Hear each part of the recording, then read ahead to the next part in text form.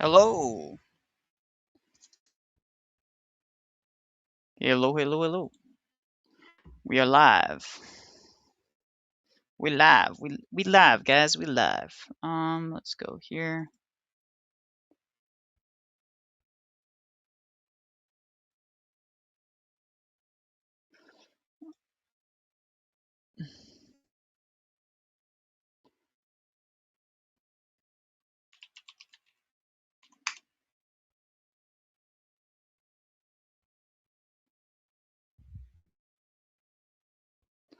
So, how are you doing?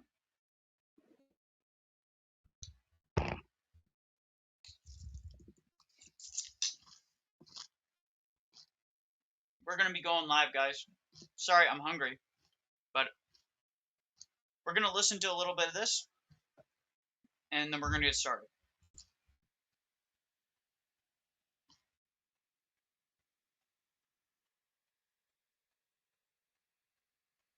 We're gonna give our thoughts. We'll let it play for a little bit.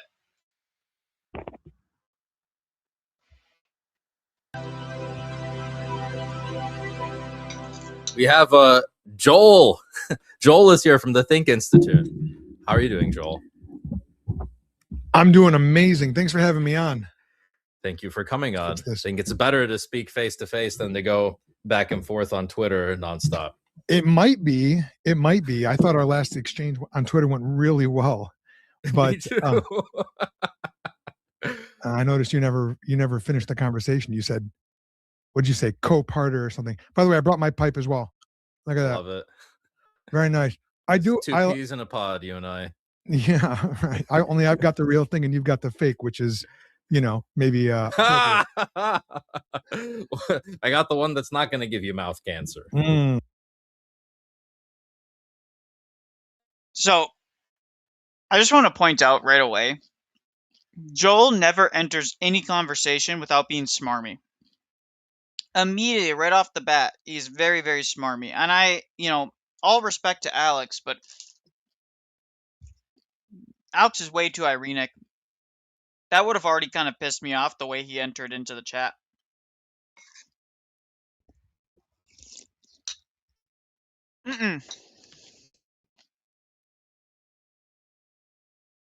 Cereal.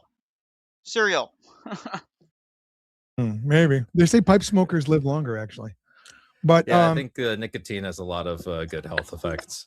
I think it's the conviviality that comes with it, but the jury's still out on that. But okay, I wanted to give you a chance. And I know I'm giving you a chance on your own channel, right? But I am in our conversation, you asserted that a couple of things, and I wanted to get some clarity from you on this because there's no way. That's what I'm all about, is clarity. I don't. That's why, quite frankly, our interactions on Twitter, I'm like, there's no way.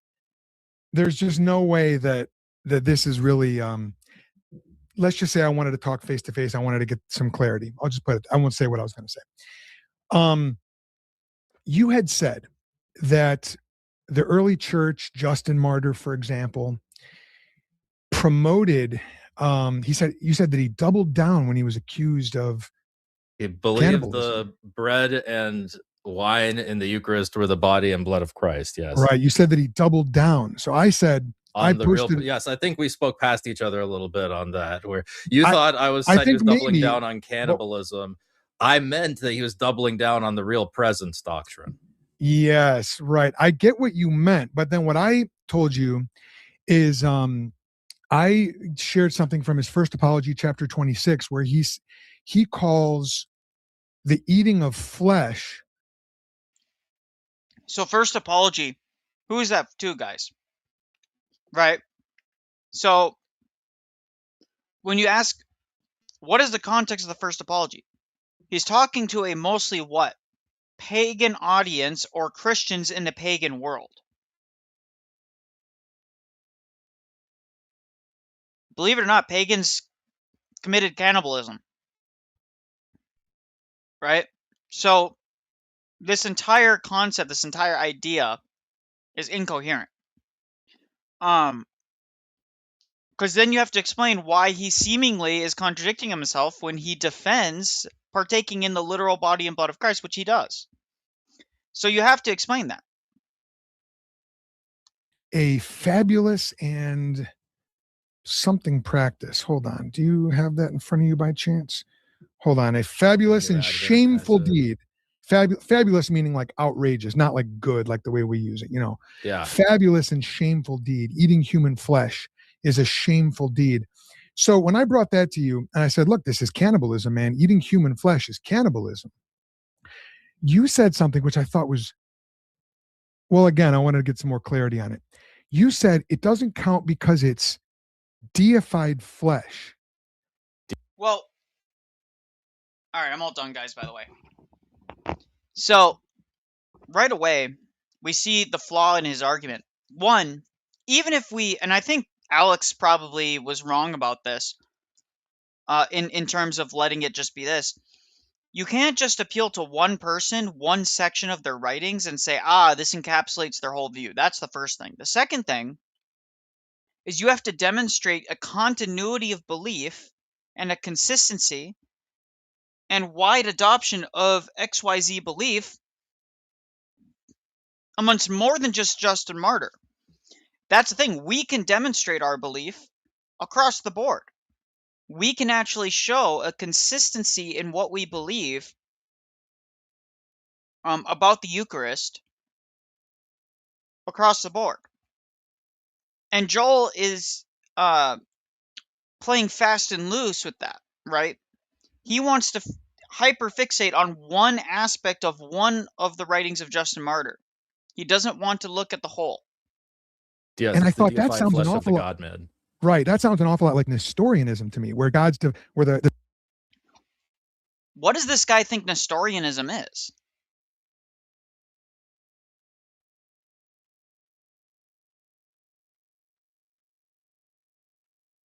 Think Institute, laugh out loud. Yeah, I know. As someone who I saw someone say that he has the same argument of the Eucharist as the disciples that walked away from John 6. Yes, that is true. Yes.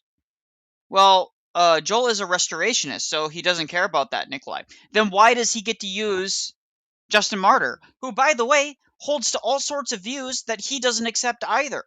So even if we grant him that Justin Martyr taught a memorialist view of the Eucharist, Justin Martyr believed in bishops, he believed in the authority of the church, he believed in the binding authority and infallibility of the council, right?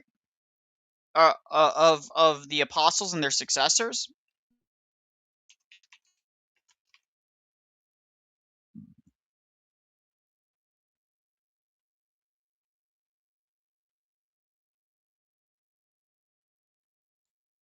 So it doesn't follow, right?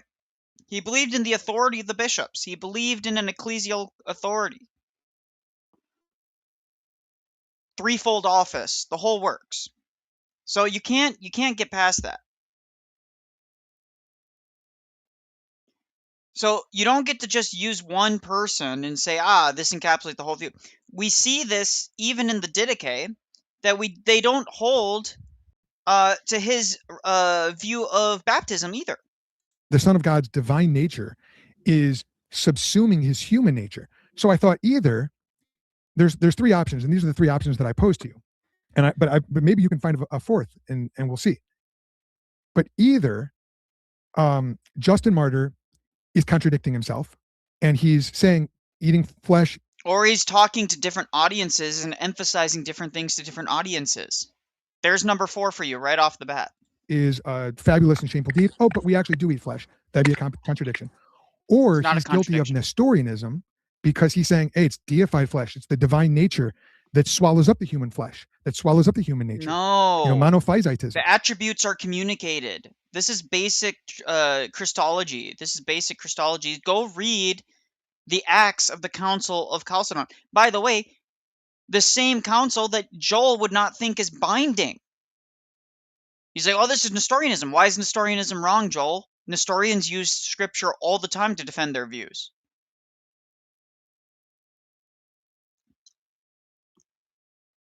You see how this gets into a problem? Oh, we're taking callers, by the way. If anyone wants to call in, let me get this set up real quick. See, I'm a bad YouTuber, guys. I got called a grifter today. It was hilarious. Somebody's like, you're grifting on holy orthodoxy to make money. Guys, the amount of money that I make on this is paltry. And I promise you that the amount of money that, you know, Cleve and Alex make on this is not full-time money. It's, you know, maybe a little bit of decent side cash, but it's definitely not full-time worthy.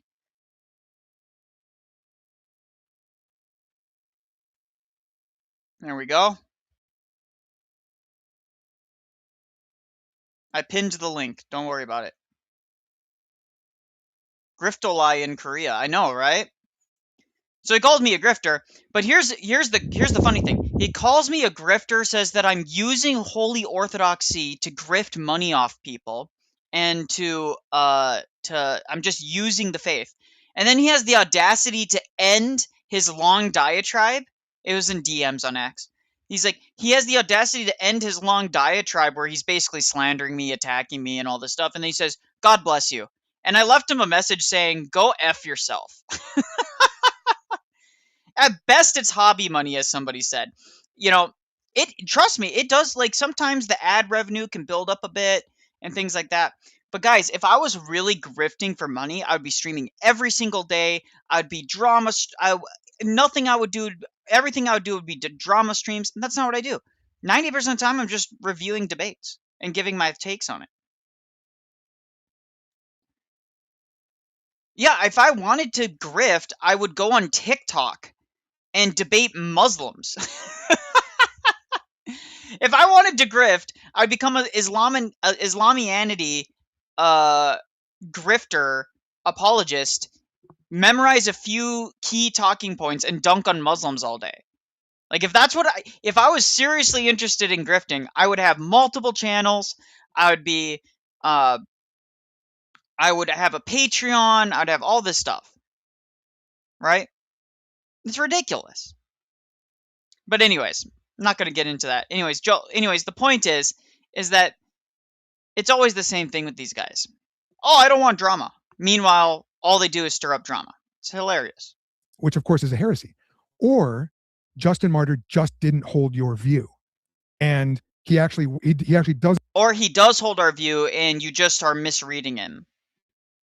Believe that the bread and wine literally turn into the physical body and blood of Jesus Christ. And I said, which one of those do you think it is? And you said coparter. So I want to give you I would like to request some clarity from you and to know which one do you think it is, or is there a fourth option I'm not seeing? So here is chapter 66, chapter on the Eucharist. It says, not as ordinary bread or as ordinary drinks do we partake of them, but just as through the word of God, our Savior Jesus Christ became incarnate and took upon himself flesh and blood for our salvation, so we have been taught the food which has been made the Eucharist by the prayer of his word, which nourishes our flesh and body by assimilation, is both the flesh and blood of that Jesus. See, you guys want me to raise my blood pressure? Do TikTok invasions. I will never, ever do... By the way, I have a TikTok, but I hate everything about it. It's just obnoxious.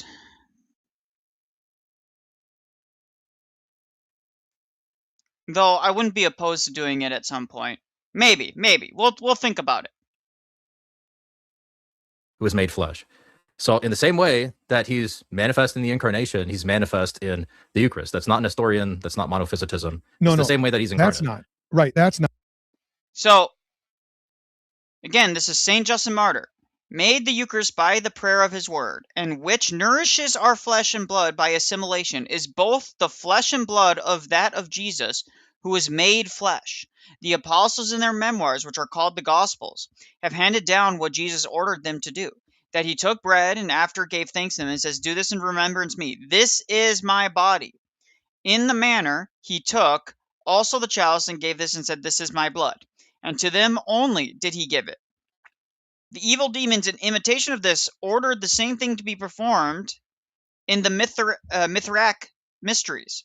So the question is what are the Mithrak mysteries? What do? They believe that they're participating in deified godly flesh, in cannibalism. This is why he later critiques the pagans for being cannibals, or for what they do.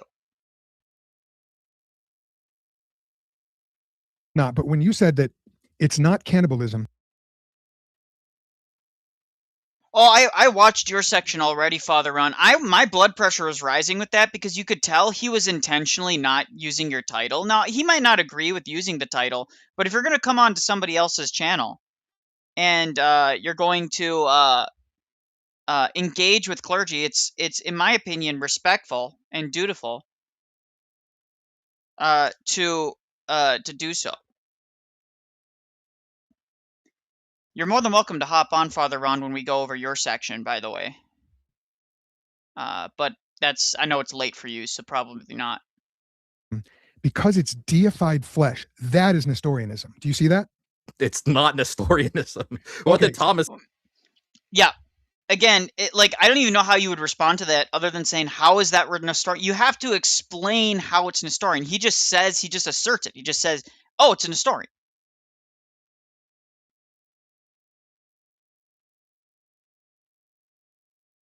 Is Father Ron trying to monetize these people? Listen. Every clergy that has a monetized YouTube channel now suddenly is grifting, apparently, also. When is my member emotes? By the Yes, I know.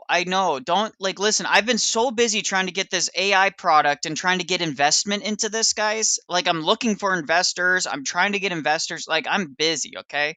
I barely have time to stream. I stream only when I have a spare moment, and most of the time I'm doing work while I'm streaming. That's why sometimes I get distracted and zone out. Uh, Boomer atheists are quite literally the most angry and hateful humans you'll ever meet. There's some truth to that.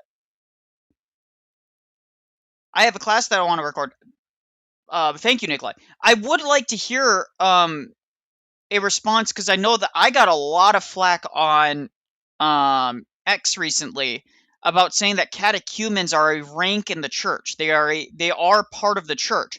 They are not fully inducted into the church and they're not fully illuminated, but they are part and a rank of the church. I got so much flack for that, and I know that you have said something similar, Father Ron. So I'm just I'm very, very irritated with a lot of Orthodox or supposedly Orthodox people, because it's X, so you don't always know if they're actually Orthodox. But this idea that catechumen are not part of the church belies this idea that what makes the initiation rite of a catechumen different and distinct from an inquirer.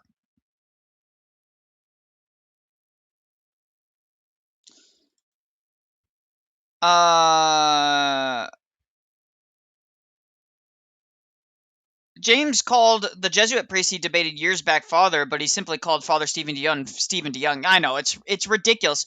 Well, it's just because it's a way that they can subtly do some disrespect to you without all that other stuff. Well, yeah, I mean, James White should call Father Stephen DeYoung a doctor at the very minimum.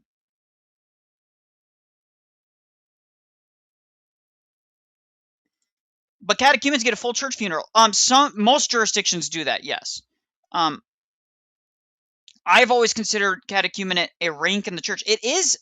I don't understand how you can think it is otherwise. Otherwise, what is the distinction between an inquirer and a catechumen? What's the distinction between some person who's not attending the Orthodox Church at all and an inquirer and a catechumen?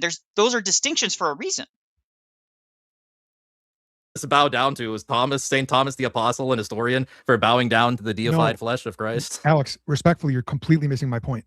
I said it was cannibalism if you eat human flesh. Thomas obviously didn't eat Jesus's flesh. That is a false example. But do you understand the analogy that I'm making, though? I do, and I'm telling you it's a false analogy, and here's why. Because the accusation of cannibalism, you said, doesn't stick because it's deified flesh, and you actually said something I haven't mentioned yet. You said cannibalism is eating dead flesh. It's eating a dead human person's flesh. That's what cannibalism is. Right, and that's actually a false definition of cannibalism. I've looked this up several times because I'm like, well, we could easily just ask, honestly,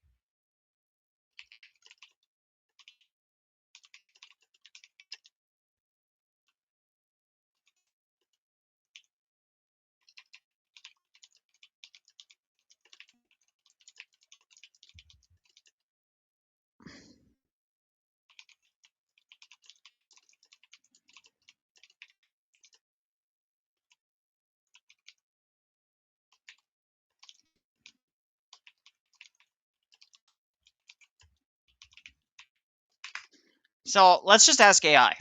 So I just pulled it up. I said, would it be reasonable to call cannibalism eating dead flesh, considering once flesh is taken away from the body, it no longer is vivified? And I just said,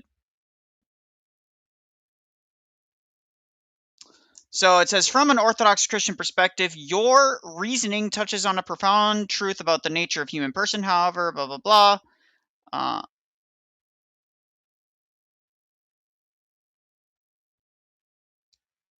Da, da, da, da, da.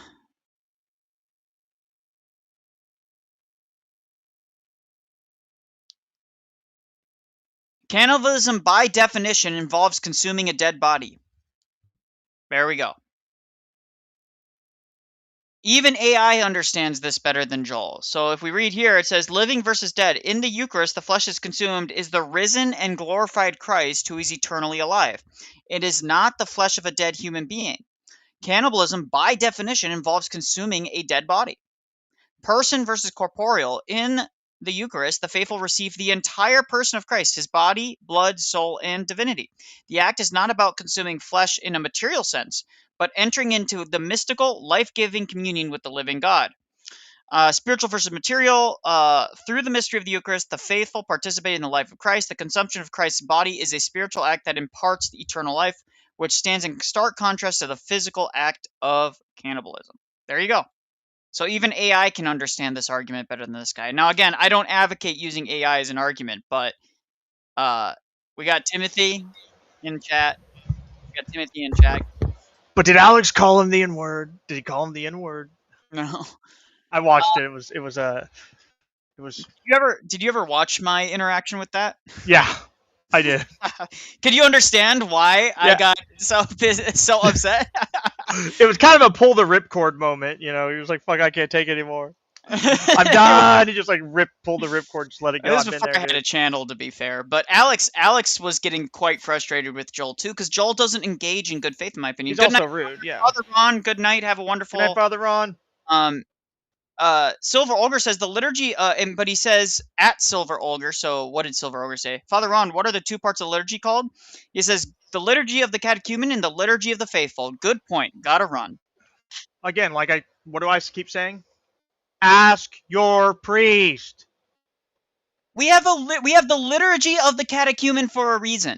Like, I don't guys, I lost my mind on X the other day because I'm just like, these people will disagree with me for disagreeing.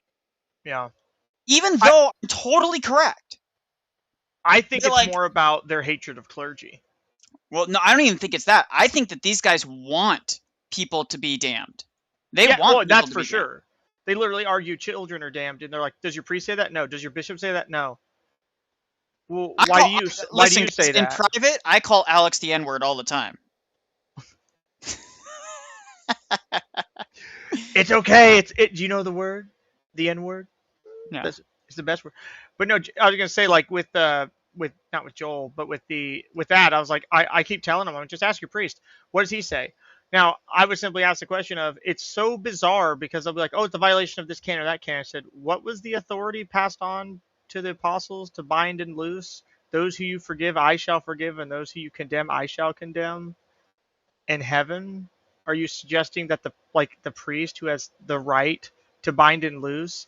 And this is the point I make to them all the time. Is like, I can understand if you're saying the priest is using his bind and loose authority willy-nilly, but you blame the person who's receiving the binding and loosing. I'm going to be very clear in my opinion.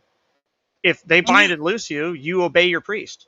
There's an order of operations in that things. If your priest is doing something that you believe is erroneous, there's an order of operations that you can go to bring these issues up. Number one, you call them the N-word and you tell them that they're heretics and antichrist, right? That's what they do with Father Stephen Young, at least. Yeah, exactly. So, anyways, let's continue this with Joel. I've never heard that definition of cannibalism. It's not your Is there fault. any dictionary Look out out for there the that defines it that FBI, way? probably, if you're Googling cannibalism so much. Okay, stay focused, man. Stay focused. That's funny, but stay focused. Stay focused. See how he patronizes people? He can't even have guys, I legitimately think he might be slightly retarded. That's shocking. And I don't mean retarded in like he's stupid, because anyone who can formulate an argument and think these things through isn't completely like sub 80 IQ kind of thing, right? What I Yeah. mean by retarded is I don't think he has the ability to understand social cues at all, right? And I think that he has this inflated sense of self. That's for sure. Again, like, look how he treats Father Ron. Yeah. Well, we'll get to that here soon. We're going to skip ahead here in a minute to where Father Ron joins, but Yeah, I mean, You just said that cannibalism is eating dead flesh. That's not the definition of cannibalism. how is it not? Guys, even if I were to take a living person and take a giant bite out of them, the flesh that has been detached from the body is no longer vivified. It's no longer attached to the thing that keeps it alive. The flesh is now dead.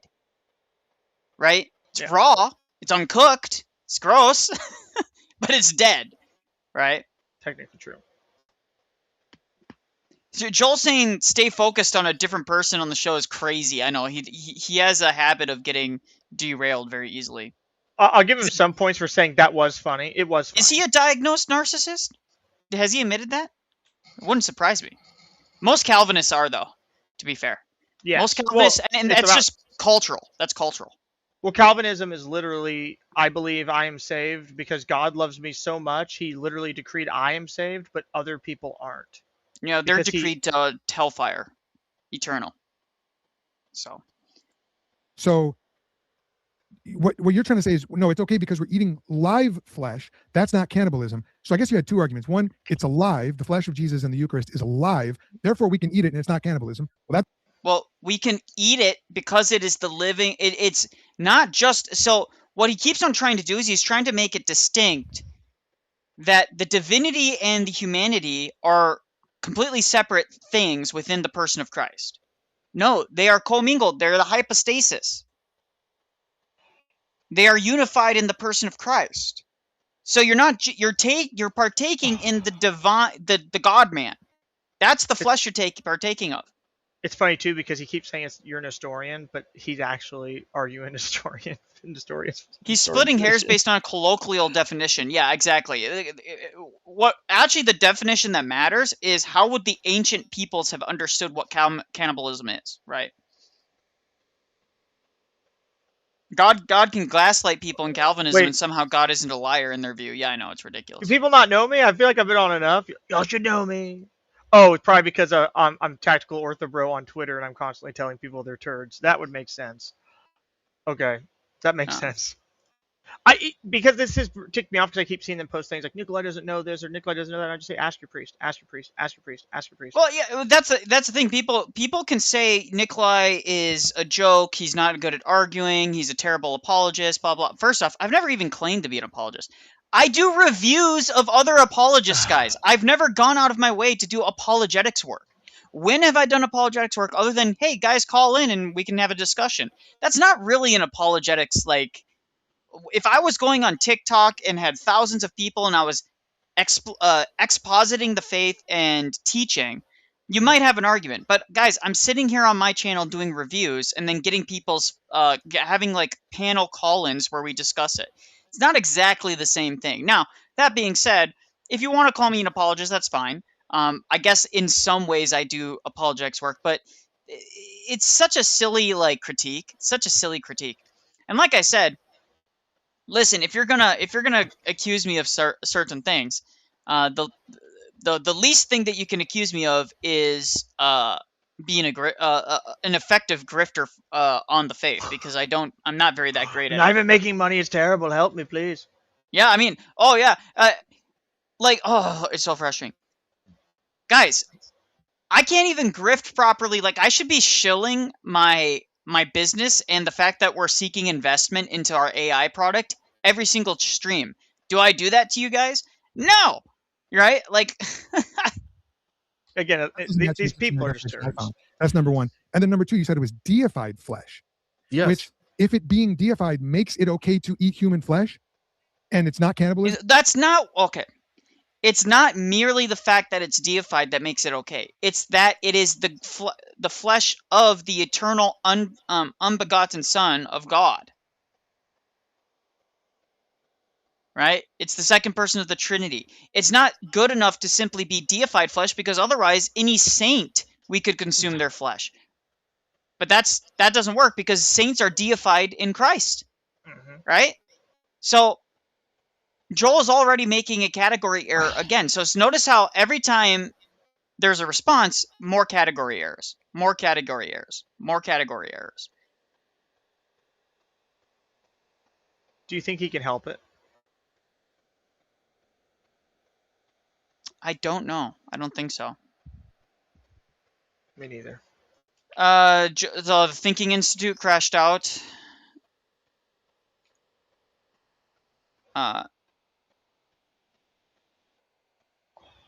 He absolutely crashed out. Yeah, it's actually quite. Thinkist? What's it? I don't know what his X is. Let me just go to Alex's stream. I'm sure Alex has engaged with him. How do I change my? I mean, what gets me too is I was pretty happy with the other Paul breakdown video I made. It's only about 9 seconds, and it's just the scene from Breaking Bad where he says, "You can't keep getting away with it." That's literally the other Paul's whole Cleve video. You can't keep getting away with it. I do want to. This is actually, guys. We might skip. We might come back to this in a minute, but this has been next level. Actually, we might review other Paul. Why is the? Oh, I'm not logged in. Oh, I was gonna say, well, you haven't followed him. That's weird. Don't tell Alex. Well, it says he hasn't posted anything. Tell him the Romanian flag. The other Paul had a entire stream where he says that Cleve is liar. I think that might be worthwhile because Alex just reviewed this stream and Alex just did it, so it might be worthwhile to do that. Dude, like imagine the absolute coping and seething that he just literally lays awake at night screaming into a pillow because Cleve thinks he sucks.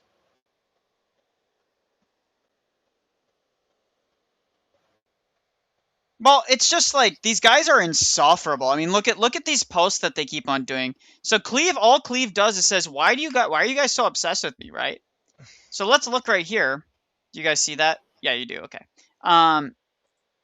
Right here, it's like, got it. Other Paul claims I lied, so let's get this precise position out here. He doesn't claim black people can't be sanctified to the same degree as white people. He just claims it would take a miracle to do so. In other words, the Spirit can miraculously heal one's biology and thus sanctify anybody of any race to any degree. But without a miracle, some can only be sanctified so far. So far, it's not an intellectual assent. So what, autistic person can't be sanctified by the Holy Spirit then? Is that the position? Christ says, be like little children. Only if they're baptized, he said. Otherwise, let them burn, he said. That's what I recall. Well, other Paul's an Anglican, so he holds a quote-unquote nuanced position. Cleave to Antiquity has had a bad week. Dude, no one watched your video. It got 15K views. That's like nobody watched it besides your hardcore viewers. And that's probably some hate, and probably quite a few hate watches too, to be fair. I didn't watch it because I didn't want to give him the traffic. I need to figure out how to archive it so I can watch it without giving him a view. I don't even like giving him the views because he's such a scumbag. He's so disrespectful to people like Cleve. Again, you made a 3-hour stream. A 3-hour stream! Like, imagine if I just made a I Hate Miko stream for 3 hours. You'd be like, this is crazy, Tim. You need to stop. Yeah. Okay, so let's get into this. I hate to even do this because he's so low tier dislike. Actually, guys, everyone, do me a favor. Go and hold on. Hey, let's prove it. You know how you know he's been ratioed? 903 likes from 15,000 views. Yeah, Alex has more than that. He only had 2,000 people watching his stream tonight. Again, like he ruled himself out of heaven. Ooh, Silver Ogre. Ooh, good one right there. Zinger. So true. Sorry, you can only be sanctified so far. Yes, I agree with you, the elite. These people have allowed constant anti-white bigotry of society to drive them into ridiculousness. Yeah, so now they've whiplashed the opposite direction where they believe that certain groups of people are incapable of sanctity and holiness. Literally, we have a category of saints that are considered high-level saints who are fools for Christ. Yeah. We have monks that don't even have high school educations. We have saints who are children. Again, like what if I was about to die and an autistic Marine jumped on a grenade for me, and he was sainted for being based, and it's like, oh, sorry, his sacrifice doesn't matter because he's just not smart enough to go to be with God. What? But again, it's because of their view on what sanctity is that it is a moral assent that will affect your day-to-day life, and that's all it is. Oh, if Mhm. you're like God, you just won't ever get angry anymore. You'll start speaking in a stupid British accent way too fast. You'll start. It's like that's not what what theosis is. That's not what being sanctified means by the Holy Spirit. What are you talking about? Again, but you and I have made this point repeatedly. Is they literally live in a faith that is a logical assent. Do you assent to this proposition? Congratulations, you've reached level 2 of Christianity. Do you logically assent to this proposition? Congratulations, you've reached level 3. Put your hands on the thetan meter and see what it says. And oh snap, we're bringing back blood guilt. That's where they're at, man. And like I said, I get it. Like, I am the least anti-white person probably on the planet, but at the same time, being an actual racist is very rare in this world. Most people who say something's racist, I'm like, everyone has preferences. That's not really racism. Racism is a No. lot more complicated. But to say that someone literally cannot be saved by God because they're black and dumb or something like that is a little. What about JLP? Are we saying JLP ain't saved? He's black and slow. Yeah, exactly. Listen, What- holiness has never been an intellectual assent, ever. It certainly can help, but actually it can be to your detriment. Your intelligence can cause you to go to hell, guys. There's plenty of people that are very smart that are obstinate against the faith. Mm-hmm.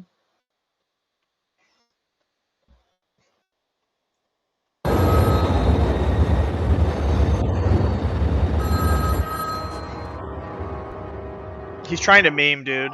Oh my god. This is the cringest meme I've ever seen in my life. First off, memes have to be succinct, right? The succinct, and they have to make a point. So far, I've seen that's a straw man. As soon as I saw that's a straw man, I'm like, I'm not interested. Angly gang? There He is no called them Anglo gang, angry- dude. Guys, Why isn't it a trans woman in charge if it's Anglo gang? I can't do it. I can't do it. Well, yeah, That's and by the amazing. way, Amazing. his group is in communion still with Canterbury, so he can't claim that. Oh, I don't have a women bishop. Yeah, if you're in communion with them. And by the way, he's a branch theorist. He doesn't even believe that we are unsaved. No. Again, which is Doing the reading. What is he doing? What? this is like Ma heckin ortho ribs pufferfish. normative ma epistemology debate Daddy Dyer. These guys it's just a Dyer hatred. Okay. They got owned by Jay one time. And they're buck broken, dude. Can't get over it. They're buck broken. And I'm gonna say one thing too. You want to know another reason why I always say these guys are closet leftists? Do y'all want to know? That is a leftist meme. They suck. This isn't funny. And like you said, Neo destroyed Agent Smith. Yes, they're idiots. What is he doing? He's beginning. Yeah. Father Stephen DeYoung. News juice level. See, they just stop again. So, like, this could have been an effective meme. Cut that line out. News juice levels. Cut that part out. You already saw him flatline. We're good. You idiot. Oh my gosh. This guy watches too much anime, is what it boils down to. No, he like this meme, like memes, a joke and memes are about brevity. Well, you can do a long meme, but it has to be funny. That wasn't funny. Because Neo wins in the end. It's just cringe. Again, in order to kind of mock somebody, you have to have some degree of you have to like them to a degree. Like I have fond feelings for Calvinists. This is why I can make fun of them, right? I think that they're really wrong, and I can get serious when I need to. But I also kind of I like them personally, right? Yeah, I want to make something clear to Pufferfish right now. if you look up the United States Marine Corps Scout Sniper School and look at what their emblem used to be, and before you start thinking anyone in the Marine Corps is a leftist, I assure you, when Donald Trump was elected, I was woke up at my barracks room and there was a conga line all the way to the company office, and they tore down the picture of Obama and put a picture of Trump up that day. A conga line is not a joke. There were some salty officers that refused to replace Trump's picture or replace Obama's picture for a while with Trump. Like where I was there, but they're mostly at HQs where generals sit, and some of the generals tend to be really liberal. Yeah. That didn't last too long, but it was definitely funny to me when dude, the left, dude, guys, none of you, if you didn't live through it, if you weren't old enough to, some of you guys might have been a little too young, but 10 years ago, when Trump came down the golden escalator and he won in 2016, everyone thought it was going to be Hillary Clinton that was winning. Everyone thought we were all effed with another 8 years of Hillary, right? Everybody thought that. Yeah, And people don't understand how big of a deal that was, because I was in Hawaii and they were telling me, and I kid you not, like borderline, we had our gear ready to go, we had our stuff packed, and like we're going to Vladivostok. Because Hillary said repeatedly we were going to invade Russia for hacking her emails. People don't believe me. I'm like, ask everyone who was in at that time. And that's where I famously told my commander, no Russians ever called me incel.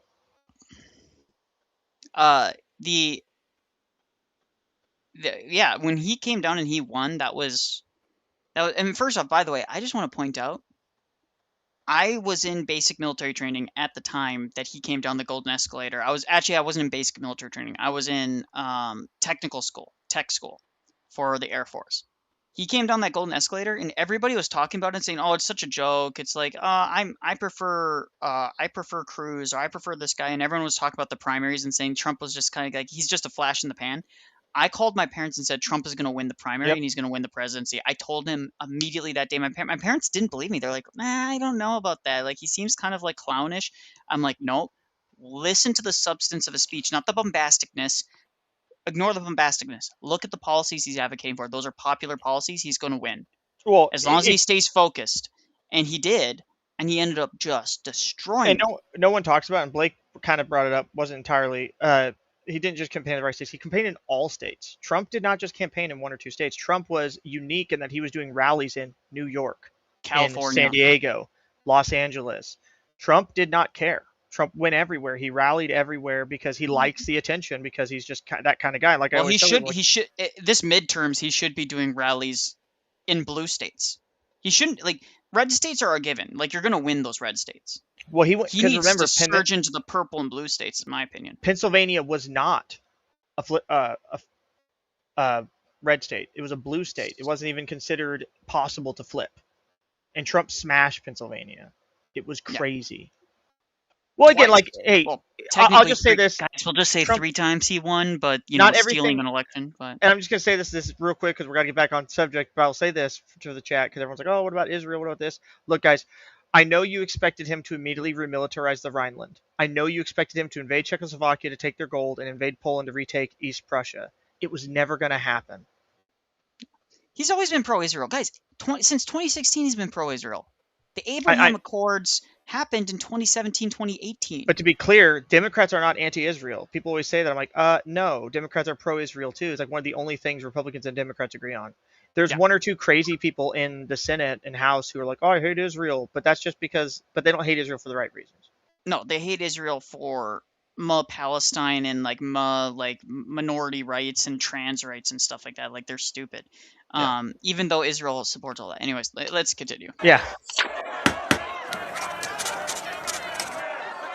This is so crazy. Then Benny Boy.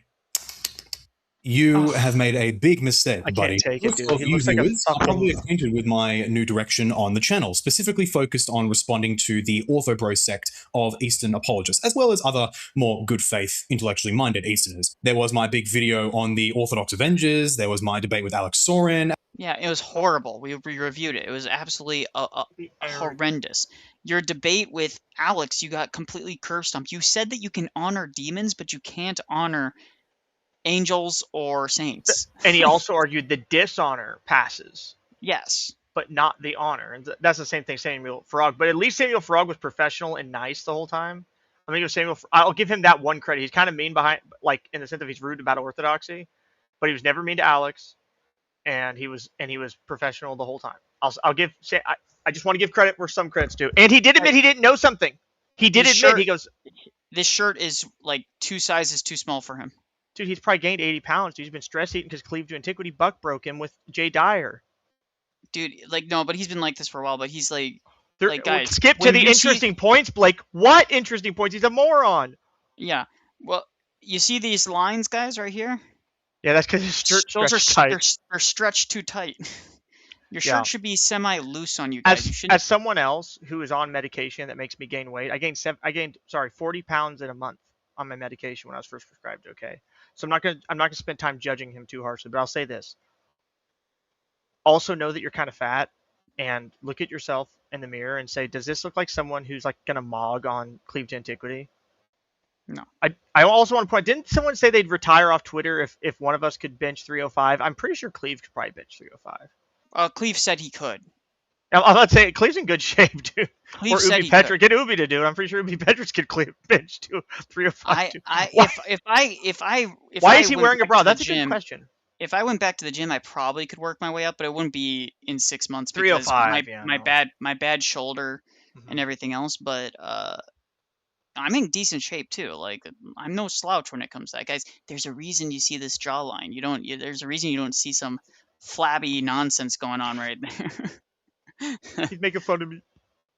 As well as a few discussions on other channels. Naturally, this has led to me being a target of OrthoBro fan hate, no shock. No, people are just mentioning you. Okay, so first off, Val likes to troll people, and then OrthoBro, that's an ironic name, hilarious. That's, by the way, hilarious name. Laughing out, you did this, leave this mess as you fell out of your ass. Okay, why doesn't he do any of the videos where we've done responses? We've done long responses to him. We've done long tweets and engagements with him. We've done all these things. Alex has, Cleve has, we have. Whenever he's released these things, why doesn't he highlight those things? Oh, that's because he wants to poison the well. This is a poison the well, guys.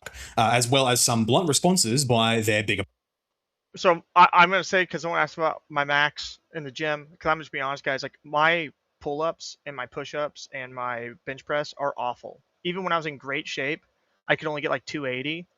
But my squat was 500. So guys, you should just like listen. Anybody who thinks the benching doesn't matter. I'm just saying, like, I'm going to be honest and tell people, because some people have strong legs, some people don't, and some people have strong upper bodies. I've always been like, I could squat. There's not enough weights on the leg press machine for me. Okay. Sorry. No one does particularly care, but no, like, guys, like, you know what matters? Being able to carry yourself, your own body weight. I will say I do respect the flex of being like, you need to be able to bench 305. I would say bench your body weight. If you can bench your body weight, that Nicholai's right. That's healthy. Yeah. If you can't bench your body weight, you need to go to the gym. Yes. As a man.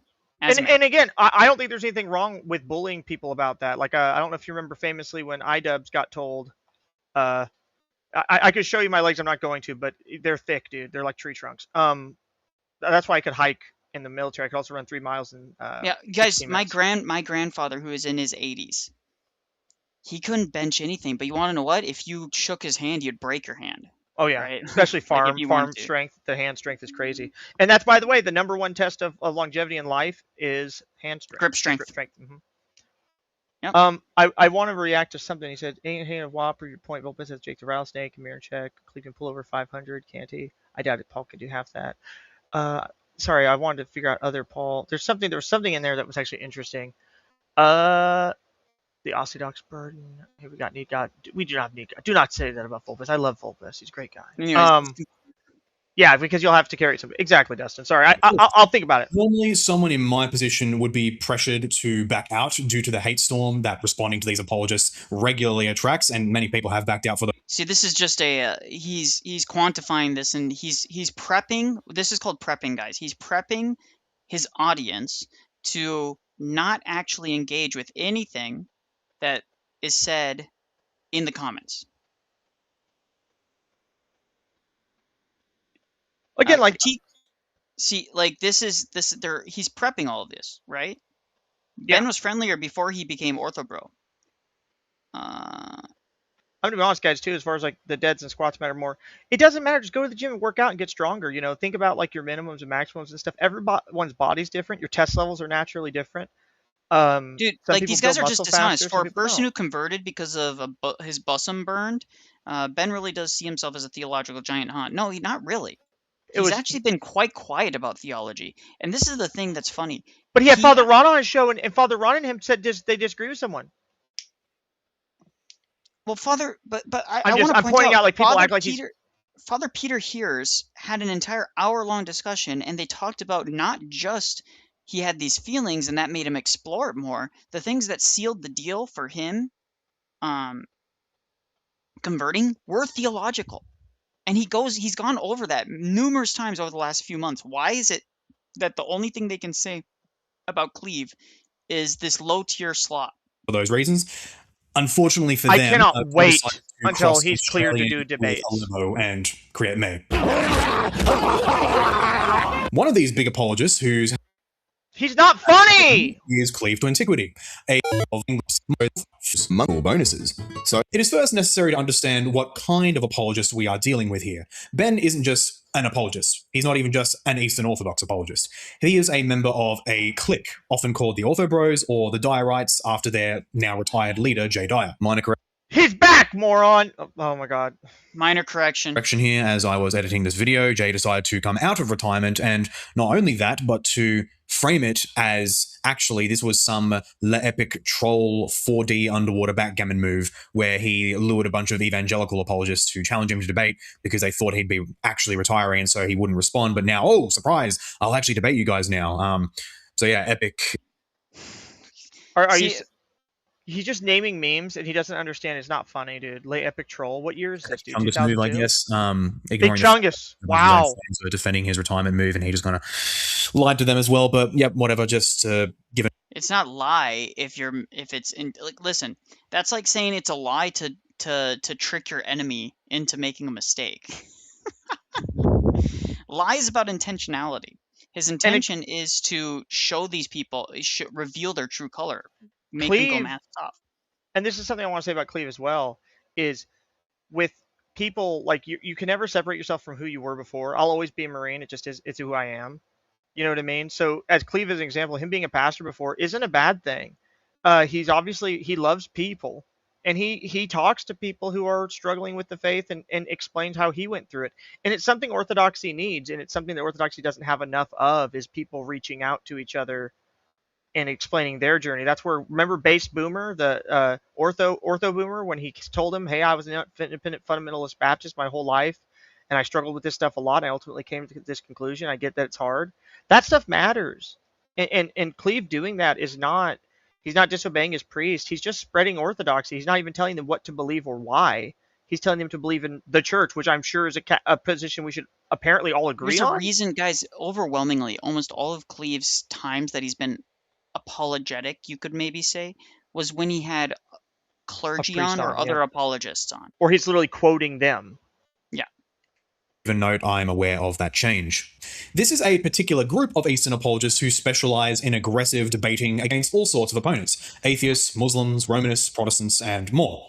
Their whole brand is the aggression, the assertion of dominance in debate, and no, that's not the brand. The brand is that we expect people, if they're going to critique our worldview, to actually stand up and allow us to critique it and defend it. Yeah, and defend their worldview. Yeah. We have to defend, Orthodoxy has to defend ourselves all the time versus ridiculous accusations of idolatry, of us being pagans, being that we believe in multiple gods, etc. Like that we're basically Hindus, that we've adopted Eastern meditative practices, which is of course ridiculous. Like these guys do that all the time. So what is, like, and again, this is just framing. This is just framing. Even if that were true, it wouldn't matter. Just let's watch his whole primer to Ortho Bro. Let's not skip that. This is the crux of his argument. Ortho Bro, I know it's grown. We have to endure. Unfortunately, they take this to such a degree that intellectual integrity collapses to virtual non-existence, and this video will be, in essence, one giant proof of that.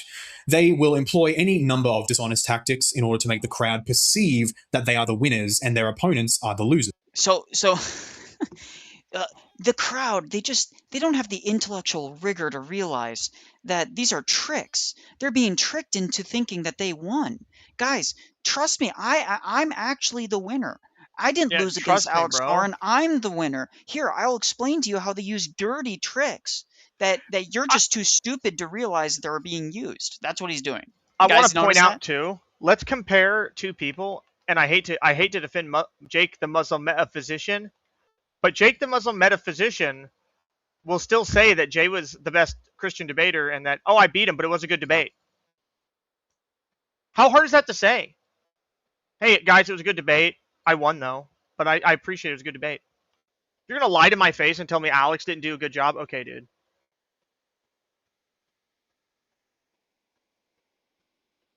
You know what I mean? Guys, based Korea, Koreans put pork in everything, mayo, ketchup, chips. I had to inspect everything before I ate it. Muslim woman complains she had in accidentally eating pork for months while living in South Korea. Well, I guess Based. you need to leave Korea and stop bitching and moaning. But of course, they'll never do that. They'll never leave. Why would they want to leave? It's it's nice here. Yes. I'm currently living in his basement, by the way. I'm not really. Yes, I keep Tactical in the basement of my apartment complex. Indeed. So that during wartime, if there's ever a need, we just here in break Korea. glass. Ah! I'll go to the Republic of the Rock Marines, dude. I love those guys. So you know the duffel bags that they give you in basic training. I don't know if they do that in the Marines, They but you still know do. the big green ones, duffel yeah. bags, the big That's green ones? everywhere, dude. I That's still have mine. They're great. And my wife it's our survival kit. So Yeah. my wife filled it with a bunch of survival stuff, and we just have it sealed in the back. And it has like food that doesn't expire for like 10 years. Yeah, I was joking one time. I said everyone's like, Tim's a doomsday prepper, and I'm like, bro, I literally am not. I have No. what I have is what, if you go to the CDC's website, I have as much as they recommend you have, like food wise, water wise, like it's not hard to figure out. We have especially in a place like Korea, it's even more important because they don't produce enough food to feed themselves. Technically they could, but they don't though. You'd have to spin up the farmland. It would take time. Yeah. OP squats, dude. I wish I could still. I have hip injuries. I can still squat, but not like that anymore. That was when I was still actively I was in. I don't want to give in like crazy details, but let's just say. I beg to differ, Mello. You guys have to answer for NeedGod.net and Other Paul. Sorry, you have no choice. Kimchi pot, nice, dude. I love kimchi. One tactic that they adore is gaslighting, as can be seen right here. But even that side, like the diorite side, they'll still try to force. Why are they so obsessed with Jay? Like, this has nothing to do with him. Yeah, you're using diorite. He's gonna put an own. He's gonna put an own from Cleve on his video. According to Ben, my mere mention of this group in a discussion. No, you're mentioning diorite as a pejorative. We know that, you're using it as a way to slander and label people and give a preconception of who these people are before you even listen to their arguments. That's why you say, "Oh, these diorites are just insufferable." These diorites. Is Jay in the room with us right now? Yeah, exactly. So it's a completely dishonest tactic. And first off, I don't know how many times people have to mention this. Jay was not the main means for a lot of people coming to the faith. Now, he is an influential person. No one can deny that. But this idea that he is, it depends on who you ask. I know a lot of people who say. I mean, Father Ivanov says that most of his catechumens are reference Jay Dyer. How's the video so far? It's just him bitching about diorites and stuff like that. It's just embarrassing. That is in part about them apparently signals obsession with their leader, Jay. Yeah, but their leader. Guys, the first 5 minutes of this video is him preferencing about how horrible the Ortho Bros are and how horrible Jay Dyer and the Dyerites are. Yes, you're obsessed. This could have been a passing comment saying, "Hey, there's a group of people called the Ortho Bros or the Dyerites, as some people call them. This is what they are. Move on." 30 seconds. But instead he made a shitty meme. Jay Dyer. Of course, this standard doesn't apply to them. Jay Dyer's near daily Twitter rants against people like My wife's calling me. Hold on, guys. Based. Now I can just talk about whatever I want to talk about. Jay wrote this in 420 Commandments. Actually, this was on the 69th commandment specifically. If you actually look into it, I think it'll be Fleet's first debate after baptism.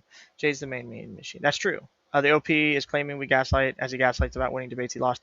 And here's the thing: a little piece of little world advice for anyone who's young out there: be humble. And the reason why you want to be humble in life is because I am a legitimate tournament, like I'm not like a high tier, the best shooter on the planet, but I'll just say I've worked a lot of places and I've always topped the scoreboard. My buddy Chris Ulick and I have been many years training together. We've deployed together, and we regularly are above and beyond everyone else there. Now, that doesn't mean there aren't shooters that are better than me, because there certainly are, especially like when you start talking about like high tier, like Delta guys. You talk about DevGru guys. You talk about like IASPSA. My point being, I still remain humble, because when you're humble and you win, it's good for you. When you're humble and you lose, you're stuck in a weird spot where you can't just say, hey, what am I going to do? You know what I mean? If the other Paul was humble and said, hey, that was a great debate, Alex, I think I won, but that was a great debate, man. I really appreciate you taking the time to debate me. You know what I mean? And he insisted he won. No one would judge him for that. But it's the nature in which he asks, like, I won, he sucked. Wow, what a stupid debater. It's like I don't know if any of y'all actually watched the Logan Paul or Jake Paul or whatever it was versus Anthony Joshua. And it's like, dude, shut up. Anthony Joshua's going to kill you. And he did. He broke his jaw. And he still talks trash. It makes you look stupid. No one respects the other Paul for disrespecting Jay Dyer or yeah. And again, you might be a better shooter than me. See? Now, if I showed up and crushed you, I set myself up for success because I said you might be better than me, and I'm sure you know what I mean. Why would you constantly exclaim your greatness about how great of a debater you are, where you can't even like admit when hey man, that was a good one. You know, that was a pretty good debate. Wow, that was pretty tough for me. You know, it's not hard, especially because your victory over your enemies is based on if they're good at debating or not. How are you going to brag about beating someone who sucks? Apparently, if according to the other Paul, every Eastern Orthodox debater is an idiot. Father Stephen DeYoung's an idiot, who's not a debater, but you get my point. Jay Dyer's an idiot.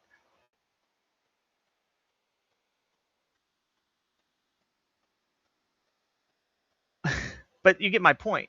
Like, guys, just remember, stay humble, because it only benefits you. Exactly, ammo is expensive. Who cares?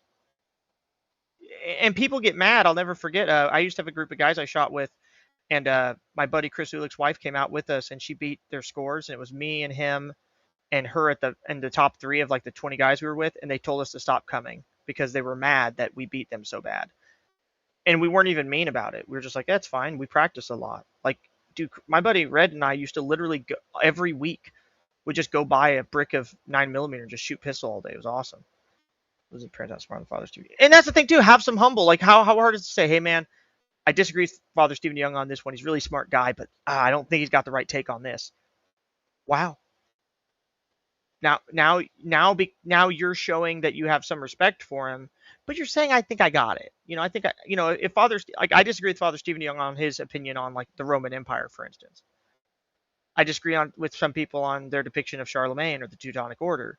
That doesn't mean that they're dumb for disagreeing with me. It's almost like you can read history books. We both read the same one and come to separate conclusions.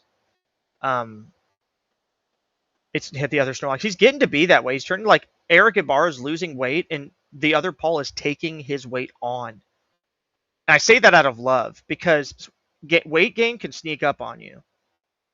So if anyone is actually with the other Paul, I tell him the hard truth, like, dude, you're gaining a lot of weight, man. Yeah, it's proper decorum, but like, don't make it fake, right? Like, think about this. Jake Paul loses to Anthony Joshua in his fight. He immediately starts talking trash. Imagine if he grabbed the mic and said, hey, man, I just want to tell you, Anthony Joshua, that was a great fight. That was a great fight. It's an honor to have fought you like this. I didn't, you got me in the end, but thank you. That was great. And then when they ask him how the fight goes, he goes, dude, Anthony Joshua was a great athlete, great fighter. I think I did a good job, best I could, but It was a great fight. That's all you have to say. And no one's going to judge you for that. Do you know what I mean? They're going to say, oh, well, this guy is being humble. He's respecting his opponent. But when you say, like, oh, I could have beat Anthony Joshua, I'm like, no. The thing is, Jay Dyer has decorum. It's them that don't. It's like if you've seen him debate a lot of people, he'll debate people and they get along fine. Jay has a pretty good smarmy detector. The moment they start being smarmy with him, exactly. So I have an issue where I have medication for my because I have nerve damage from the Marine Corps, from medications and an Osprey crash. So I don't know that I'm gaining weight.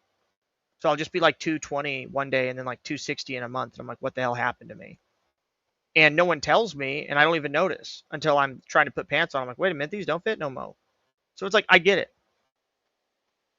Fish base, to be honest, there's a little bit of degradation to form. I'll say the thing is, it's part of it's just rhetoric. And I don't think the issue is like Jay, like just listen to how Jay talks about Jake, the Muslim metaphysician, for instance. He's very clear that he appreciates that Jake actually reads the stuff he sends, or at least pretends to. He at least has the books, right? And stuff like that. I only use that as an example because you should be. So I'm not as good in shape. That you said, what's my max I ever got to? That's when I was still in the Marine Corps. It's been a couple years. I have a pretty bad hip injury I'm still recovering from. Was listening to the video, was wondering why the voice sounded wrong. Yeah. I'm all messed up, guys. Sorry, I'm not Nicholai, but I'll do my best. But yeah, I mean, for literally debated a soft atheist week ago and it went fine. Yeah, again, like Jay's debated people who are very polite. Almost all the groups I was in use ospreys, so it's a mess. Ospreys are, that is.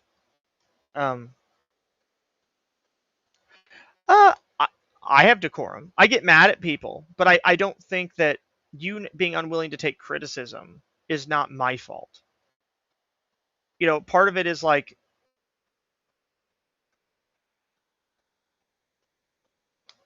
part of it is the fault of the people that are doing the debates, and the other part it is kind of the fault of like just the culture as a whole. People are very thin-skinned. One of my favorite master sergeants I was ever around in group was actually funny because he had the same name as me, and he kind of looked like me too, so we loved each other. And he always defended me. He always told me I was the best EOD guy that he ever had. And I remember one time I was looking a little bit depressed, and he looked at me dead in the eyes and said, "You want to suck star 9mm or what, dude?"